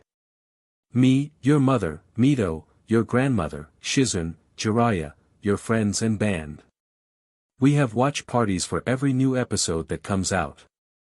The man says, and Naruto is surprised by this. Really? Naruto asks. Yep. We pretty much are cheering you on to win this. We know that you said you weren't in it for the money, but we're rooting for you to win. Especially your mother and sister. Mito's been bragging to the other kids in her school and neighborhood about her brother being on TV. The man says, and Naruto starts laughing. Yep, that's definitely sounds like her. She sure takes after mom. Naruto says, and the man laughs as well. You said it. Just don't let your mom know I said that. The man says as Naruto nods. Knowing how his mother gets should she get pissed. You got it. Naruto says. Before he can say anything less, the PA system goes off, making him turn to the camp. Attention all campers. Report to the campfire pit, to receive information on your next challenge. Chris announces and Naruto sighs, knowing that his time talking to his dad was up. Well, sounded like I've got to get going. Got a challenge to complete. Naruto says, standing up and stretches his limbs. Alright son, good luck in your challenge and also good luck with Tenten and Fu. His dad says as Naruto raises an eyebrow. Yeah, sure. But why did you wish me luck with Tenten and Fu? Naruto asks as his dad laughs. Because you insulted their cooking, and there are only a few things a man should never insult or disrespect a woman, and their cooking is one of them. When they see this, they will kill you. So yeah, I hope you survive. Bye. His dad drops the call as Naruto stands there, wide-eyed as he realizes that his dad could be right and turns pale white. Oh, CRP, I'm dead. Naruto mutters as he shivers, knowing he was now screwed should the editors leave their conversation in the episode. He prays that they don't. What he didn't know was that the editors did him a favor and didn't include the conversation with his dad in the episode. Naruto then makes his way toward the campfire pit and meets his team along the way, with the Gophers following behind.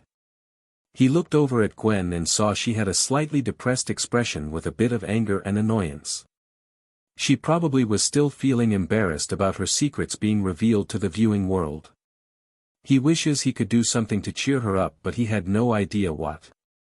He sighs before he spots Lindsay looking at him, smiling slightly and waving her hand at him. He later finds out from Gwen that Lindsay was involved in Heather's scam and reading her diary, but she didn't know what her alliance leader had in mind until it was too late. So, he wasn't mad at her for her involvement. He smiles back at her and waves back. She blushes and is about to do something, but Heather grabs her by her arm and starts dragging the poor bombshell beauty away, not before she sends a glare at Naruto, who isn't fazed by it and rolls his eyes. Eventually, the two teams make to the campfire pit and find Chris standing in front of the bonfire and stumps with Chef standing next to him, holding a metal briefcase. The campers make their way to the stumps and many sit on them while some choose to stand. Once they were comfortable, Chris made his announcement. Afternoon campers, hope you all had a nice rest these last couple of days. 'Cause it's challenge time. Chris says, this causes the campers to groan. The challenges they had faced so far were either physically or mentally exhausting, and honestly, they didn't know which one they preferred since both were pretty bad depending on how exhausting they were. Hearing the campers' groans brought a grin onto Chris's face. Glad you're all happy for the challenge as much as I am. But first, Base, it's time to give back your phones. Since your time with them is up. So, head over to Chef and put them into the briefcase he has. He says, the Base really couldn't complain about the request as it was in the rules of the show. So, all of the Base made their way toward Chef and placed their phones into the briefcase. Once the last one was placed into the case, Chef closed the case and locked it before he handcuffed the case to himself and walked away, back to the camp. Once Chef left and the killer base stood back in their original spots, Chris continued his announcement. Okay, today's challenge will test your outdoor survival skills. I'm not gonna lie to you, some of you might not come back alive. Chris says, causing many of the campers to gasp in shock and fear, right before he starts laughing, just joking. Haha.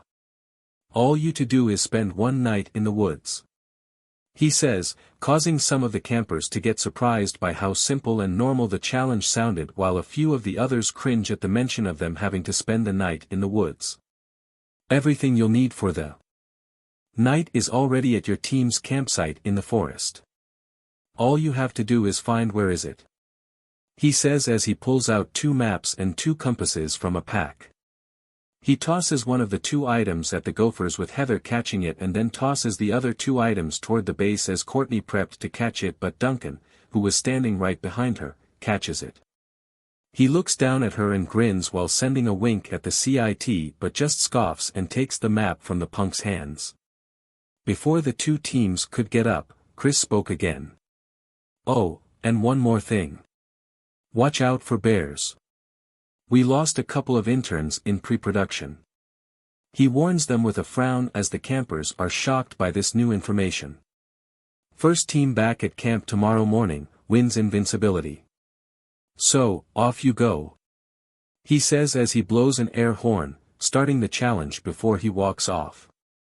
Did he say there's bears up in here? Lashana asks in a scared tone. She really didn't want to come face to face with a bear since it was the last thing she wanted to deal with. After all, she had enough CRP to deal with from Heather. Duncan snorts. Who needs to worry about some stinkin' bear when we've got an Eva? Duncan says as he points his thumb to the side of the campfire pit, pointing at Eva who was busy bench pressing a huge boulder before she throws it up in the air and lets it smash into the earth, making a small quake. Plus with Moonchild here, we got nothing to worry about. He says, pointing his other thumb at Dawn as she was sitting on her stump, cross-legged, meditating, and as if the universe was proving Duncan's statement, the sunlight shined down at her in a way that made her seem like she was glowing as birds, butterflies, and woodland creatures came to her. This sight made the base relieved, seeing that they had 2 members in their team who could deal with bears should one show up. Yeah, we're safe. Courtney says as most of her teammates nod. Owen walks over to the bonfire. I had a little encounter with a bear once. Owen says, patting his arm as his teammates' eyes are on him. Let's just say, his head looks real nice up on my mantle. He says with a grin. Hearing this, Dawn snaps out of her meditative state, processes to gasp, causing the woodland creatures that were there with her to scatter back into the wood, and turns to Owen and harshly glares at him. You monster! Why would you hurt an innocent creature such as a bear? Dawn yells as she processes to hop off her stump and is about to make her way to the large team to scold him, but lucky for Owen, Naruto gently grabs Dawn by her waist, holding her back from snapping at the large team. Whoa, easy there Dawn. Don't go crazy on us here. Naruto says as Dawn tries to get to Owen who flinches and takes a step back from the nature lover, feeling intimidated by Dawn since he has never seen her act like this, how most of the campers were intimidated by her. Izzy gasps as she remembers something she witnessed and turns to the closest person to her, Lindsay. Oh, this one time. I saw a bear eat out in our garbage back home. He had old spaghetti noodles, hanging from his big, huge teeth and it looked like BLD and guts and it was so gross that we thought he was eating the neighbor's cat, Simba, but turns out he was just lost for a week. Izzy says, finishing her story as she looks over to her blonde teammate and sees she is slightly shaking. You didn't eat spaghetti did you? She asks and feeling sick to her stomach, Lindsay shakes her head. Good, let's go. She says, grabbing Lindsay's hand and starting to pull the now scared blonde. All Lindsay could do was simply gulp down and follow her team for their challenge. Time skip, a little while later. Inside the forest, with the screaming Gophers. Inside the forest, the screaming gophers were walking down their assigned path toward their campsite. Gwen was seen walking a lot further up the path as much as she could without outright getting separated from her team. She was slumped down and looking at the ground, still feeling depressed for the previous episode's events, despite getting revenge on Heather. Just as she continues to walk, she hears someone running up to her. "Hey, Gwen. Wait up." She didn't need to look up as she heard Trent run up to her until he caught up and started walking alongside her. "Can I walk with you?" Trent asks nicely. "No." Gwen instantly rejects his question as she embarrassedly looks away from him and speeds up her pace, trying to get away from him, but Trent easily keeps up with her. "Hey, if this is about that whole diary thing a few nights ago." Trent says. Gwen doesn't say anything and just speeds up her pace once more, this time leaving him behind. Trent sighs and looks down to the ground in response. He honestly didn't mind the whole diary thing. In fact, if Gwen did in fact have a crush on him, he honestly didn't mind since he did like her too, since she had this cool, mysterious vibe to her. Plus, she was attractive and chill to hang around with, so she was the full package. But the issue was that she stated in her diary that she likes a guy on the island who could play guitar, and there were only 2 known guitarists on the island, him and Naruto, so it could be him or Naruto. But from how he and her had interacted so far, he had a feeling it was him. Plus, Gwen and Naruto haven't been seen together since he's been mostly with Dawn and sometimes Lindsay. So he was sure it wasn't him she was crushing on. But thanks to the events of last night, Gwen pretty much closed off everyone from comforting her, so he had no way to get to her to talk to him without her running away. Guh. Trent turns and sees Heather stretching her body while moving forward. Heather. Trent thought as he glared at her. She was the reason for this, why Gwen was drifting from him and everyone else. Because Heather just had the need to read Gwen's diary to the world as a sick way to mess with Gwen. Heather stops stretching her body and sees Gwen walking away. She is so going home next. Heather growls, while glaring at the back of Gwen's head as she walked. What? Trent questions her, making Heather turn to him. Do you mean, what? You know the reason why. She dumped Harold's ant farm in my bed. Heather yells, still pissed about the ants in her bed, biting her as she slept, and she had a feeling that Gwen was the one who did it. Yeah, but only because you read her diary. If anything, you deserved it. Trent says as he just shakes his head and resumes walking down the path, away from Heather. She is so going down. Heather hisses, vowing to get Gwen out and then focus on her next target, Naruto. Over with the killer base. A little up the assigned path, the base were making great time walking toward their campsite. Katie's and Sadie's attention was brought to a bush everyone else had passed by. The two stopped and looked at the bush and saw what was on the bush. Sadie, look. Blueberries. Katie says, excitedly pointing at the fruit on the bush as Sadie gasps. I love blueberries. Sadie excitedly yells. Oh my gosh, me too. Katie says, joining hands with her twin. And so, the two began consuming the bush's contents. Confessional, Katie and Sadie. Sadie and I are BFFFLs. Katie says, sitting next to Sadie in the confession booth while Sadie nods. It means best female friends for life. Sadie explains the meaning of their thing. Katie and I have known each other since we were in diapers. So, we've pretty much been together in anything you can think of. She says. We even got the chickenpox together. Katie says as Sadie gasps, remembering that moment. Oh my gosh, that was so fun. Sadie says and Katie agrees. It was so nice to scratch all your little scabs. Katie says. I know, right? Sadie asks. End confessional. Okay, those were so yummy. Katie says, sitting on the ground while leaning against a tree and patting her stomach. She and Sadie had just finished eating all the blueberries off from the bush. The dark-skinned teen looks at her BFFFL, eating the last of the berries. Can you believe how yummy those berries were? She asks as Sadie looks at her and nods while smiling. They were so yummy. Sadie says as she wipes her mouth clean of the blueberry juice. She looks around the area and realizes something. She didn't see any of her teammates. Katie, where are the rest of the team? She asks. Katie started looking around for them but saw no sight of any of them. I don't know. Maybe they're close by. Katie says. She gets up and continues to look around for any of the base. Killer base. Where are you? She starts yelling for them, hoping they could hear her. Killer base. Sadie soon starts yelling as well, but no response comes. After a bit, the two stopped yelling and were getting scared about this, since it reminded them of. Sadie gasps before she turns to Katie. This is just like when we were 7 and we lost our moms at the mall. She says as Katie gasps, remembering the incident in detail. And you started to cry and the security guards had to page our moms and they were so mad at us. Katie says and Sadie nods.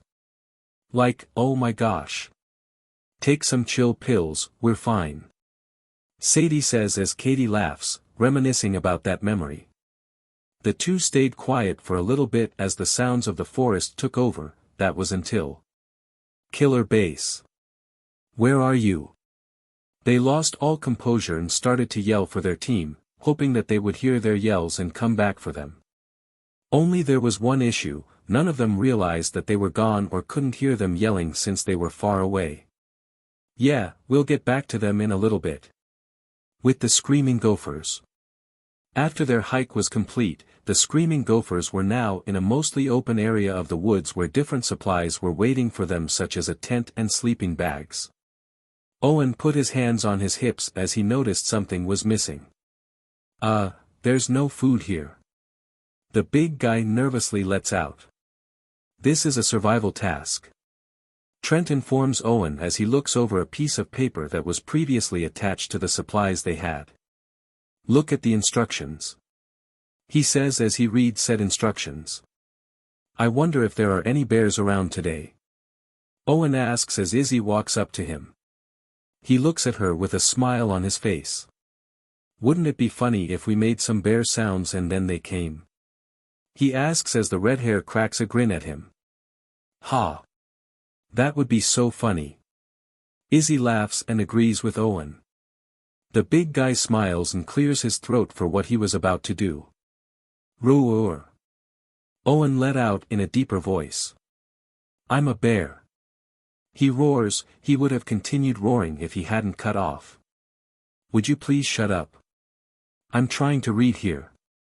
Heather rudely yells at Owen, making him flinch as the mean girl takes a look over the instructions she took from Trent. It says we're supposed to find our own food. She scoffs and looks around the campsite and still sees a complete lack of food. I still don't see it. She says. I think they mean in the woods. Trent points out as he points towards the woods around them. If this was a survival challenge, it would mean they would have to, survive off of land and things they can find around them, minus the tent and sleeping bags. I'll go. Owen offers. I'm good at finding food. He says before he started walking into the woods to go get any food he could find. Well, at least this will be a good week for my diet. Heather sighs as it looked like she would have no choice but to accept whatever food Owen could find in the woods. With Katie and Sadie. Some hours later, and the two best friends were still lost. No sign of their team or anything that wasn't, trees. You don't know where we are, do you? Sadie asks her best friend who had taken the lead in finding their team. Yes, okay, no. Katie admits as she looks around before lowering her head. It's so not my fault. Have you ever noticed that all trees look the same? She asks. Ooh, I knew I should have known better than to listen to you. Sadie groans out as her feet were aching pretty bad now, not noticing Katie was sending a quick glare at her. What? Katie asks her best friend as she put her hands on her hips.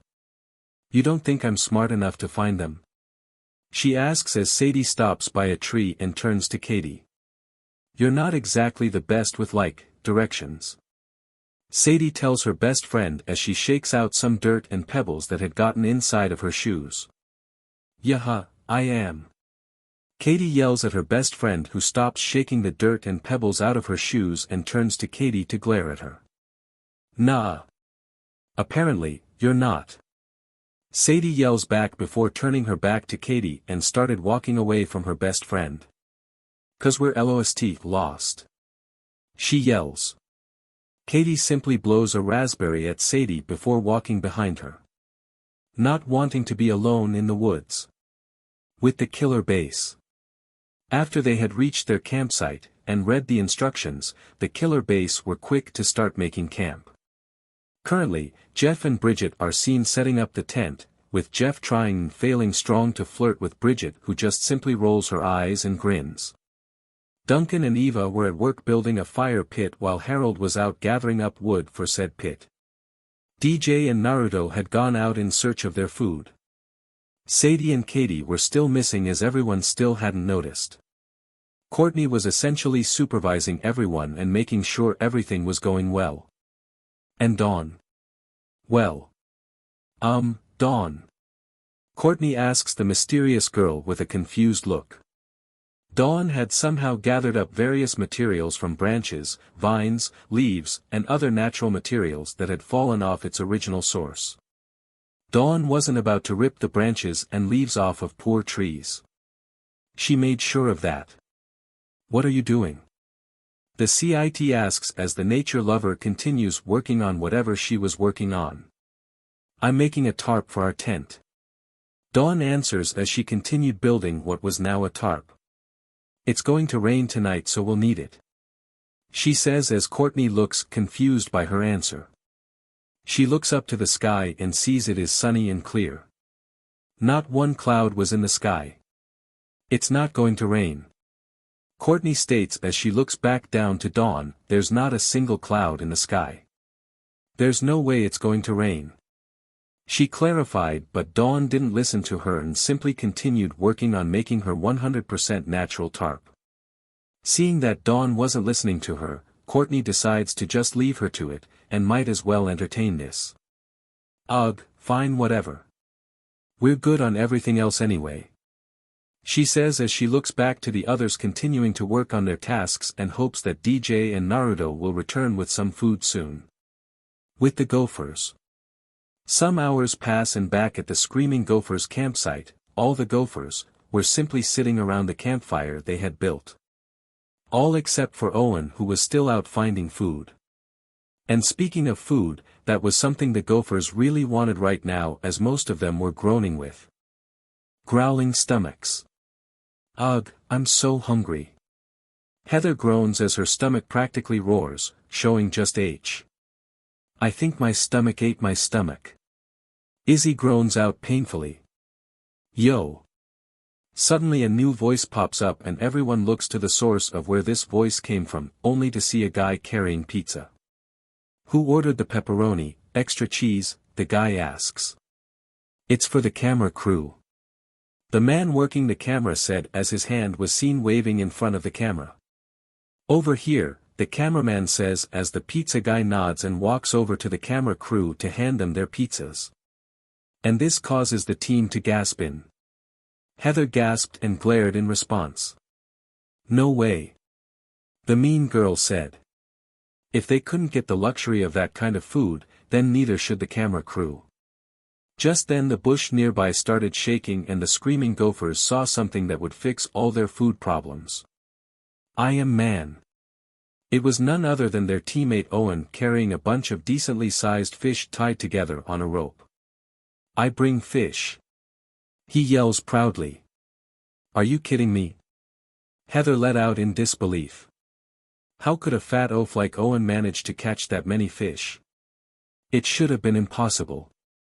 Meanwhile, the rest of the Gophers walk up to Owen and voice their compliments to him, getting them a good amount of food with Izzy quickly taking one. Oh, I love fish. I love fish. Izzy yells before she sinks her teeth into the raw fish, making everyone watching gasp and cringe in disgust. Izzy quickly realizes this and takes her teeth off the fish. I guess we should cook it first. She sheepishly let out. How do you know how to fish? Heather asks, staring at Owen, since she wanted to know how he was able to catch that mighty haul of aquatic creatures. My grandpa taught me. Owen told everyone before turning around and bending. I caught a shark once, it bit me in the butt. Check it out. He says before pulling down his pants to reveal said scar. Fortunately, this scene would be censored to the viewing world. The campers on the other hand, weren't so fortunate as most of the Gophers back away in disgust. All except Izzy, who stared right at it with a big smile. That is so awesome. The ginger-haired girl exclaims with glee. A few more hours later, nighttime. Well, at least I know how to drive. You have to walk, girl. Night had fallen onto the island, and despite literally searching for any signs for life, Katie and Sadie were still unable to find their team, and they'd been arguing over trivial matters for the past 3 hours. So, who's smarter now? Katie asks, with a smug tone, as Sadie just scoffs. Trip to the beach last year, ring a bell? Sadie asks, and Katie gives her a look. Oh, I can't believe you're bringing that up. Katie says, rolling her eyes as she knows exactly what Sadie is referring to. She'd always bring up instances like the beach incident and made Katie feel like she wasn't allowed to live them down. But I did have totally fetch bikini on that day, though. Ha! She says, smiling and remembering that day's outfit. Sadie stops walking and turns to her taller friend.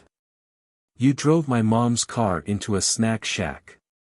Sadie yells while glaring at Katie. It was totally in my blind spot. Katie defends herself as she looks away from Sadie while crossing her arms. Whatever, if it wasn't for me. You'd be riding the bus to the mall. She yells to Sadie. Well, if it weren't for me, you wouldn't find your way to the mall. Sadie yells back, and Katie gets offended by that as she gets right at Sadie's face. Oh, I know my way to the mall. Katie yells, not backing down in this fight. Unaware of the two, a pair of brown-furred chipmunks were looking at them from their tree and were seeing them auguring.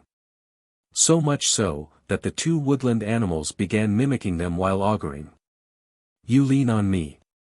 It isn't the opposite way as people say it is. If it wasn't for me, you wouldn't be on this show right now, since I was the one who said we should try out. Sadie yells, and this causes Katie to gasp in shock before she starts growling at her friend.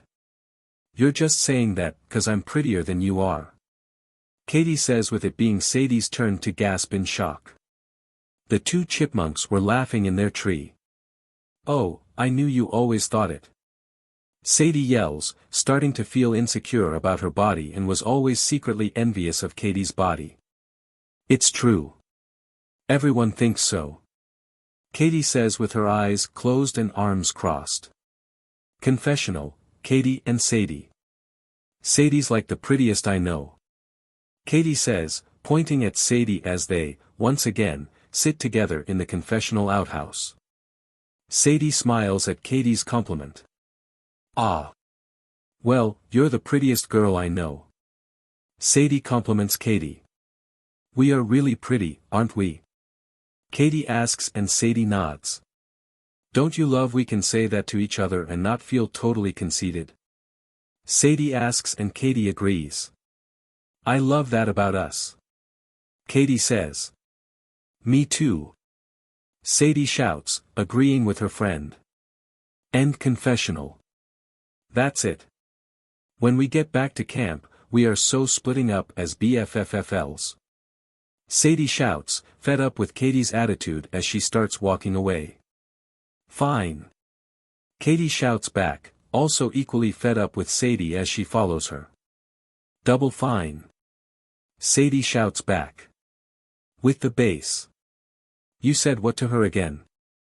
Duncan asks Jeff with a grin on his face while Jeff just sighs in embarrassment.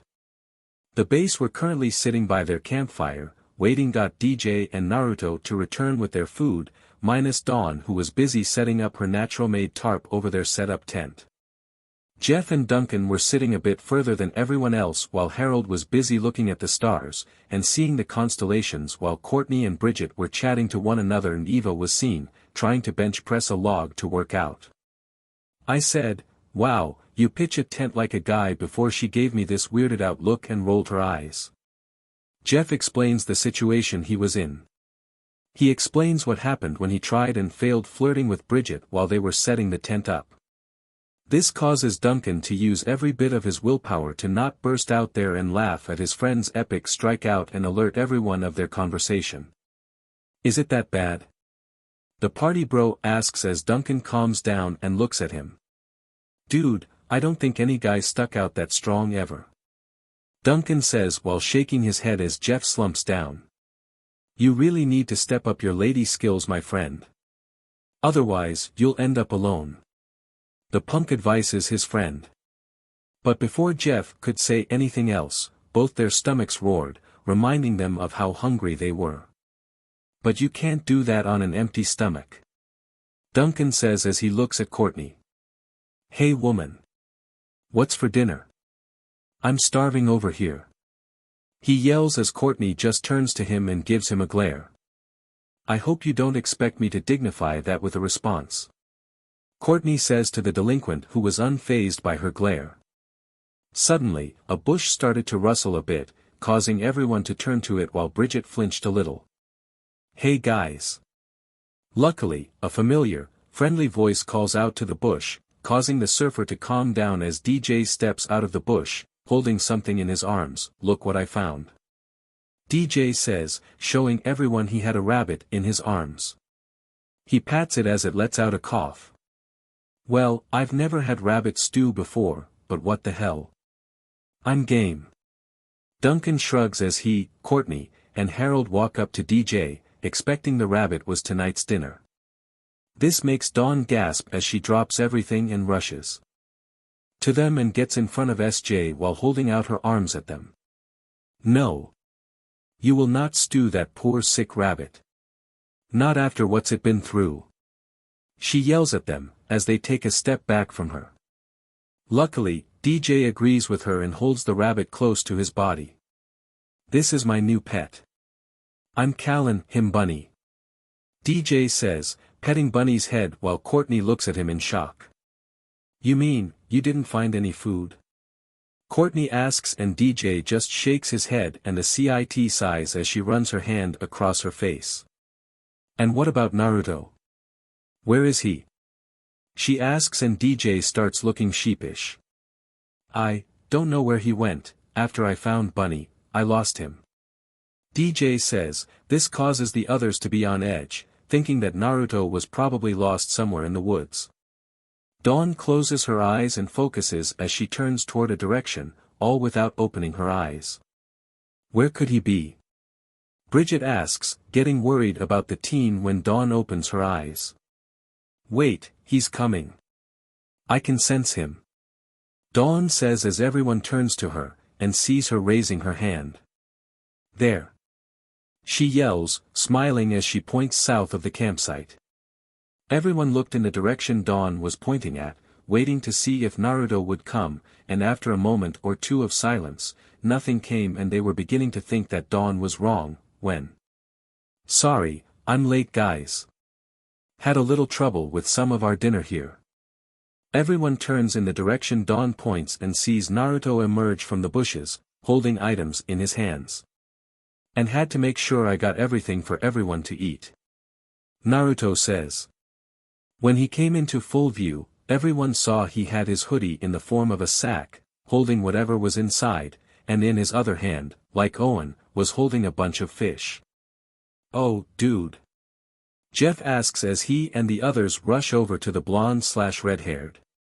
"This is freaking awesome. How did you manage to find all this stuff?"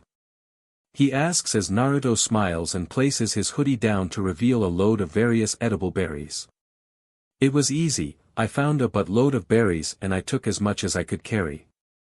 Plus, I found a river and grabbed as many fish I could get before night fell." Naruto says.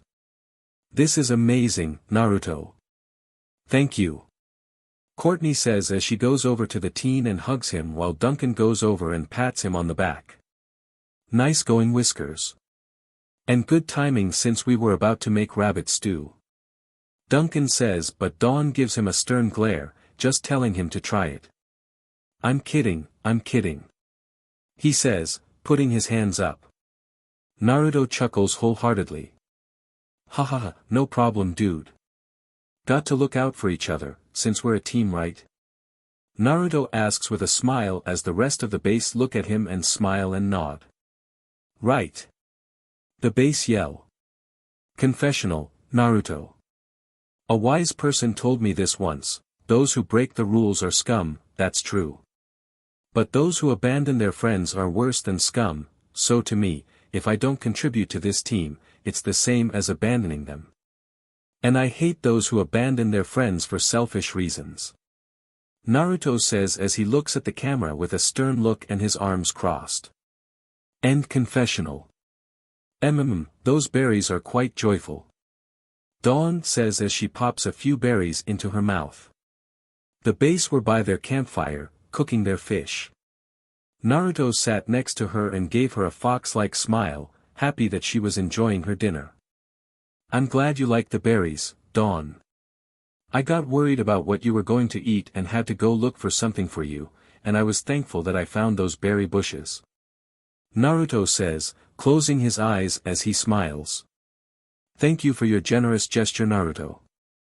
Dawn says as she finds her cheeks heat up a little. But she turned to the fire and saw the fish he caught being cooked by the flames. Although, those poor fish. She says, feeling sad for the fish as Naruto feels bad. Yeah, sorry about that, Dawn. I know you're against eating animals and all, but I had to find something for the others to eat. Naruto says, thinking he might have hurt Dawn's feelings, and Dawn quickly sensed that from him. No. It's fine, Naruto, really.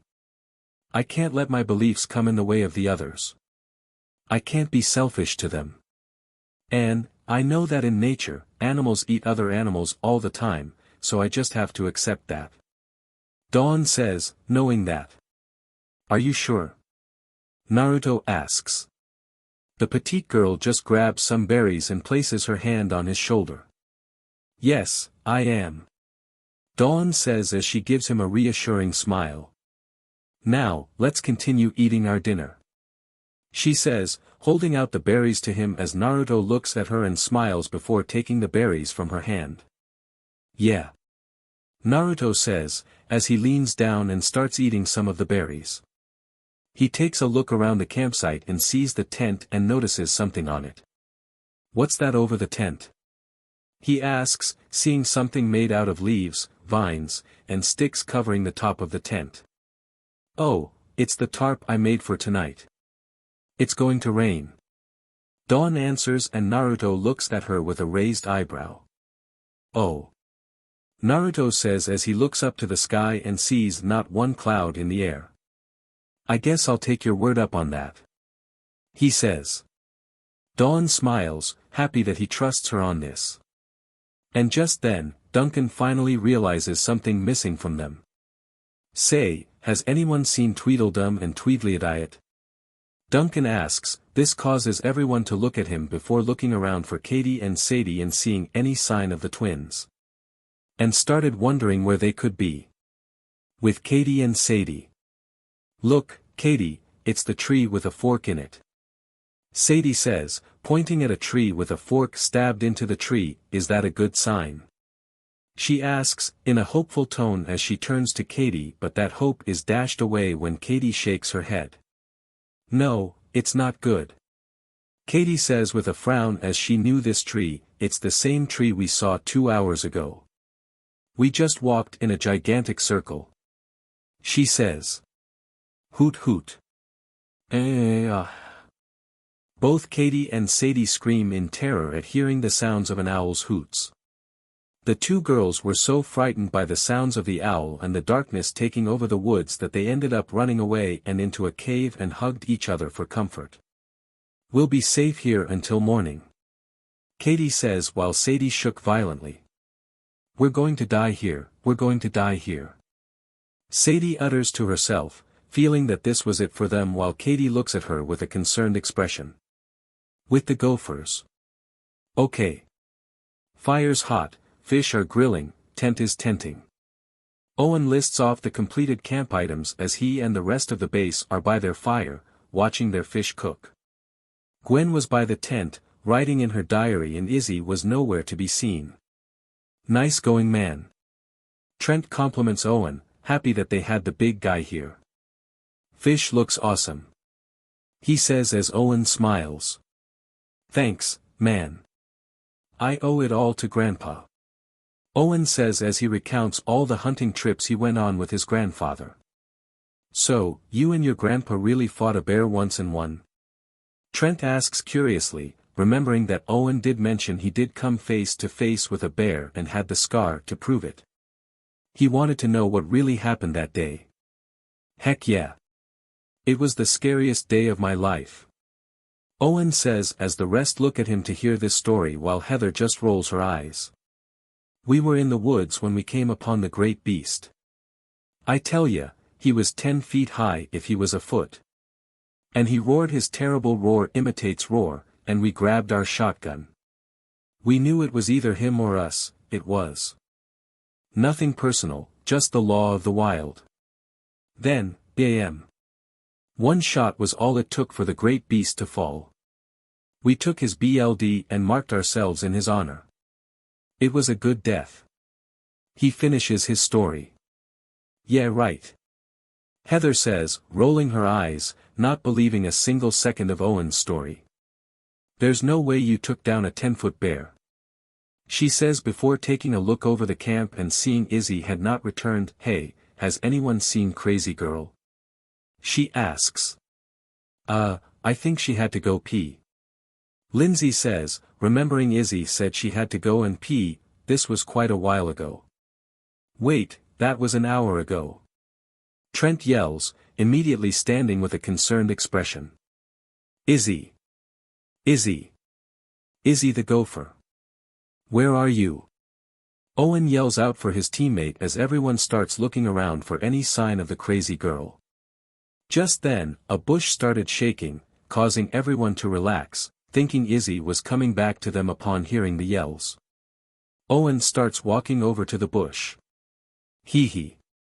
Good, we thought we lost you there for a minute he says before stopping as he sees what was behind the bush wasn't Izzy, but a big, growling grizzly bear. Great Pyramid of Giza. Owen shouts in terror upon being face to face with the great beast as the others gasp in shock and shoot up from the ground and start backing away in fear, missing Cody who froze in place and peed himself. Owen runs from the bear and back to the others. Aw. We're all going to die. We're gonna be eaten alive by a bear. Oh, the horror. Someone help us. I want my mommy. The big guy yells while running around in circles. At this point, Heather was fed up with his yelling and running and tripped the big guy to shut him up. The bear started growling at them and this caused the others to take a step back before Heather spotted a big tree close to them. The tree. Climb into the tree. Heather yells and without being told twice, the Gophers rush to the tree and climb it before the bear can get to them. With the base.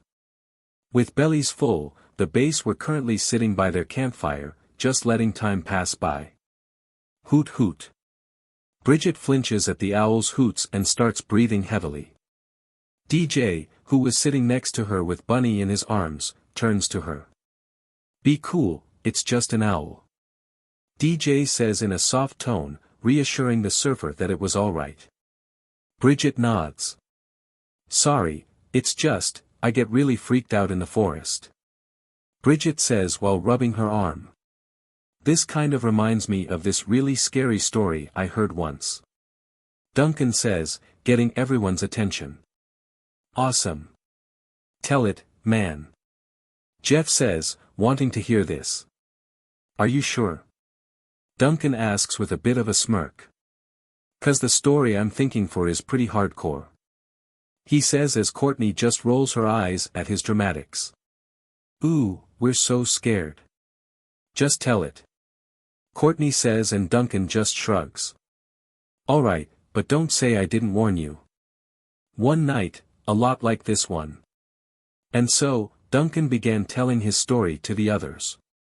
And what a story it was, as everyone was shaking in their boots, all except Naruto who was interested in listening to the story, Eva who had a blank expression, and Dawn who was calm.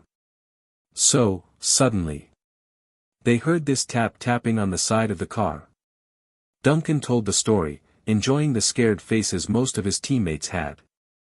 The girls started freaking out, and at this point, even the guy was starting to get scared. So, he turned the car on and stepped on it, getting the hell out of there. When they got to the girl's house, she opened her front door and screamed. Because, there, hanging from the door handle. He pauses his story as most of the others lean in, wanting to know what happened next. The bloody hook. The base gasped at that twist. They say that this killer is still alive, wandering these very woods. He could be just about anywhere really. Maybe, he could even be here right now. Duncan shouts as he suddenly a meat hook attached to his hand, causing everyone, sans Naruto and Dawn to scream while Eva jumps a little before they hide behind DJ. Muahahaha. Duncan laughs wholeheartedly as he puts a hand on his head and drops the hook from the other hand in response to everyone's fearful reactions. Duncan. Courtney shouts after moving away from DJ and stomps up to the delinquent. Oh yes it was. I just wish it was all on camera. Duncan says but he stops and points at the camera crew with them. Oh wait, it is. You're so vile. Courtney glares at that Duncan. Do your parents even like you? She asks. I don't know Jumpy McChicken. I haven't asked them lately. Duncan says with a smirk. Just then, the base hears a wolf's howl in the distance. This startles Courtney and she ends up leaning onto Duncan who takes the startled girl in his arms. He smirks and looks over at Jeff who gives him a thumbs up and turns to Naruto who grins and nods at him. Confessional, Duncan. She's into me. Duncan says with a smirk. End confessional. When the howling stopped, Courtney calms down and looked up at Duncan who was looking down at her with a smirk, and realized what she was doing. She pushed him off her and turns away from him with a huff, blocking everyone from seeing a blush on her face. So, does anyone know any other story? Duncan asks as everyone who was scared calms down and returns back to their original spots. I know one story. Everyone turned to Naruto who was looking at the fire with his bangs shadowing his eyes. It's more of a Japanese legend than a story. I know this legend all too well. Oh, really? Harold asks as Naruto nods. Yeah. Naruto says. You've got to tell us about it, dude. Duncan says but Naruto looks unsure about the request. I don't know. Naruto says. Come on man, it sounds pretty cool.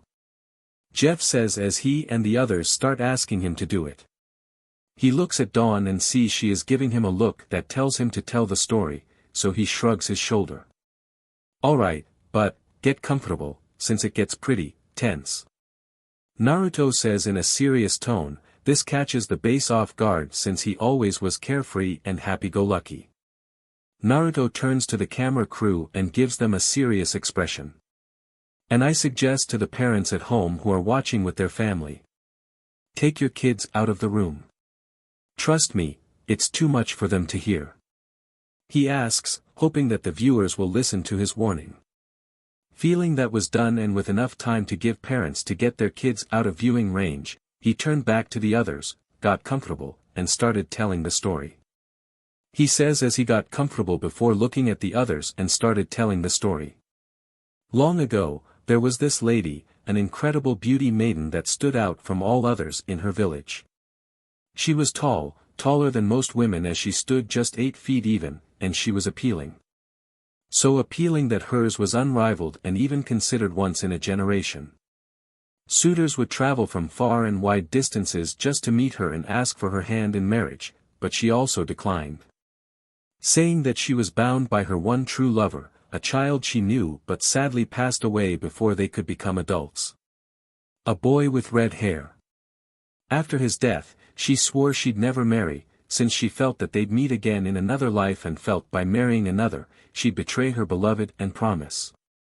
But, one night, she was killed in her sleep by one of the other maidens, out of jealousy. The murdered maiden's soul became distorted, due to not fulfilling her promise. And so, she became a wandering yokai, a spirit that wanders the lands of Japan, haunting people or seeking help to fulfill their distorted souls so that they could move on to the afterlife. But her spirit wasn't helped, it was made angrier and changed. He says. How? DJ stutters, trembling at the story, and he isn't the only one, as some of the others are shaking, due to the sudden turn of the maiden's tragic death. Due to her unfulfilled promise, the spurt became something that wasn't her. It still had her beauty and height, but her once peach-toned skin became pale white, her once rich and lively hair became dark and soulless, and her face was difficult to see. Even her speech changed, from elegant and soulful to empty and cold, with her only say, puff, puff, puff, puff. For centuries after her death, the maiden's spirit wandered the lands, looking for her one true love, as it thought he moved on to the next life and become someone else. So, she targeted children, especially boys aged 7 to 11, in hope that she'd met her beloved. If she found a boy that she was interested in, she'd stalk them for days, weeks, even months, learning much about them until she'd strike and kidnap her target and do unspeakable things to them, before she'd kill her victims. Naruto says, shocking the others. Why would she kill them? Bridget asks. Because she'd find they weren't her beloved. She felt that if they weren't her beloved, then they didn't deserve to live. This continued up until 9 years ago, when she was in a small village in the rural parts of Japan. She came into contact with a child that resembled her beloved there. This child resembled the boy she once knew all those years ago from face to personality. She had found him, her beloved. So, she stalked this boy for weeks, learning everything she wanted about him, where he went, what he liked, and what he hated. This continued until one day, she made her move and approached her target and took him from his family. Naruto says, with the others flinching at the tale. She did some unspeakable things to him, and this went on for days.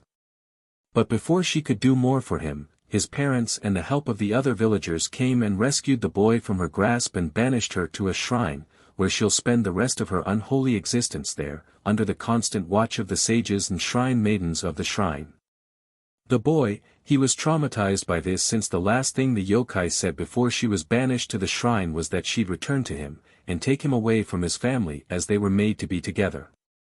It took time, but the boy was able to move on with life and is fine, but he still looks over his shoulders, for any sign of the yokai should she come after him. He says, finishing his tale. The others looked relieved by the news of the boy's rescue, but were still at edge over the yokai's threat. How do you know that?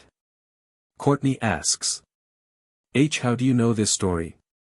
She asks as Naruto looks at her with a blank expression. Because I was there that day the boy was taken, because I was that boy. And she's here for me. Naruto yells and shoots up as he points to the dark woods. What? Where? The base yells as they turn in the direction Naruto had pointed, frightened that this yokai is here and is after him, but to their surprise, they see nothing. Ahahahahahahaha. They hear laughter and turn to see Naruto on the floor rolling and laughing while holding his stomach. You guys were so easy to prank. He laughs some more as the other begins to realize what he did. Wait, did you prank us? Harold asks as Naruto looks at them and nods. Yep. And the look on your faces when I shouted that she was here was too good. Man, I wished I had a camera to see it all again. Wait, there are. Naruto again laughs. Dude. Not cool. We thought that there was a ghost here. Jeff yells as Naruto calms down and looks at him with a grin. Sorry dude, but you had to know that there was no way a yokai from Japan would travel all the way here just to get one guy. Naruto says, and this made the other think about it, how would a ghost go from a place like Japan to Canada for one guy? So, that story was a lie? Eva asks and Naruto shakes his head. Nah, it's more of an urban legend really back in Japan. It's told just to scare children into not talking to strangers or to mess with people who aren't with Japanese folklore. Naruto says as the base let out a sigh of relief. Happy that the story wasn't true. Still, you did scare us pretty bad. Courtney says as Naruto gives her a grin. I try my best. Naruto says as he bows his head in a showman's fashion. The others calmed down and retook their seat. Naruto chuckles, seeing some are still at edge from his story when he looks to his side and sees Dawn looking at him with a pout. What's up Dawn? He asks while pushing the thought of Dawn's pout looking cute back into his mind. That wasn't funny Naruto. Dawn says through her pout. Turns out, she did believe his story to be true and did jump with he yelled. Naruto just sheepishly rubs the back of his head. Sorry Dawn but the moment was too good to pass up. I had to do it. Naruto says but her pout didn't go, in fact, her cheeks puffed out and this made Naruto fight back the urge to go and hug her there and then with all of his willpower. Still, you shouldn't scare your friends like that. Dawn exclaims. This made Naruto get in a bit of a sticky situation, since his pranking habit was something you didn't want to hold back. Just ask the last guy who was his victim when he went a whole week going no pranks. He thought about her words and about a way that he and her would agree to. And he got it. Alright. How about this, I won't scare anyone else on the island unless I have no choice or if the person I intend to scare deserves it. Deal? Naruto asks as he holds his hand at her. Dawn dropped her pout and thought about his solution and felt that if the situation called it, he was allowed to. So, she nods and takes his hand. Deal.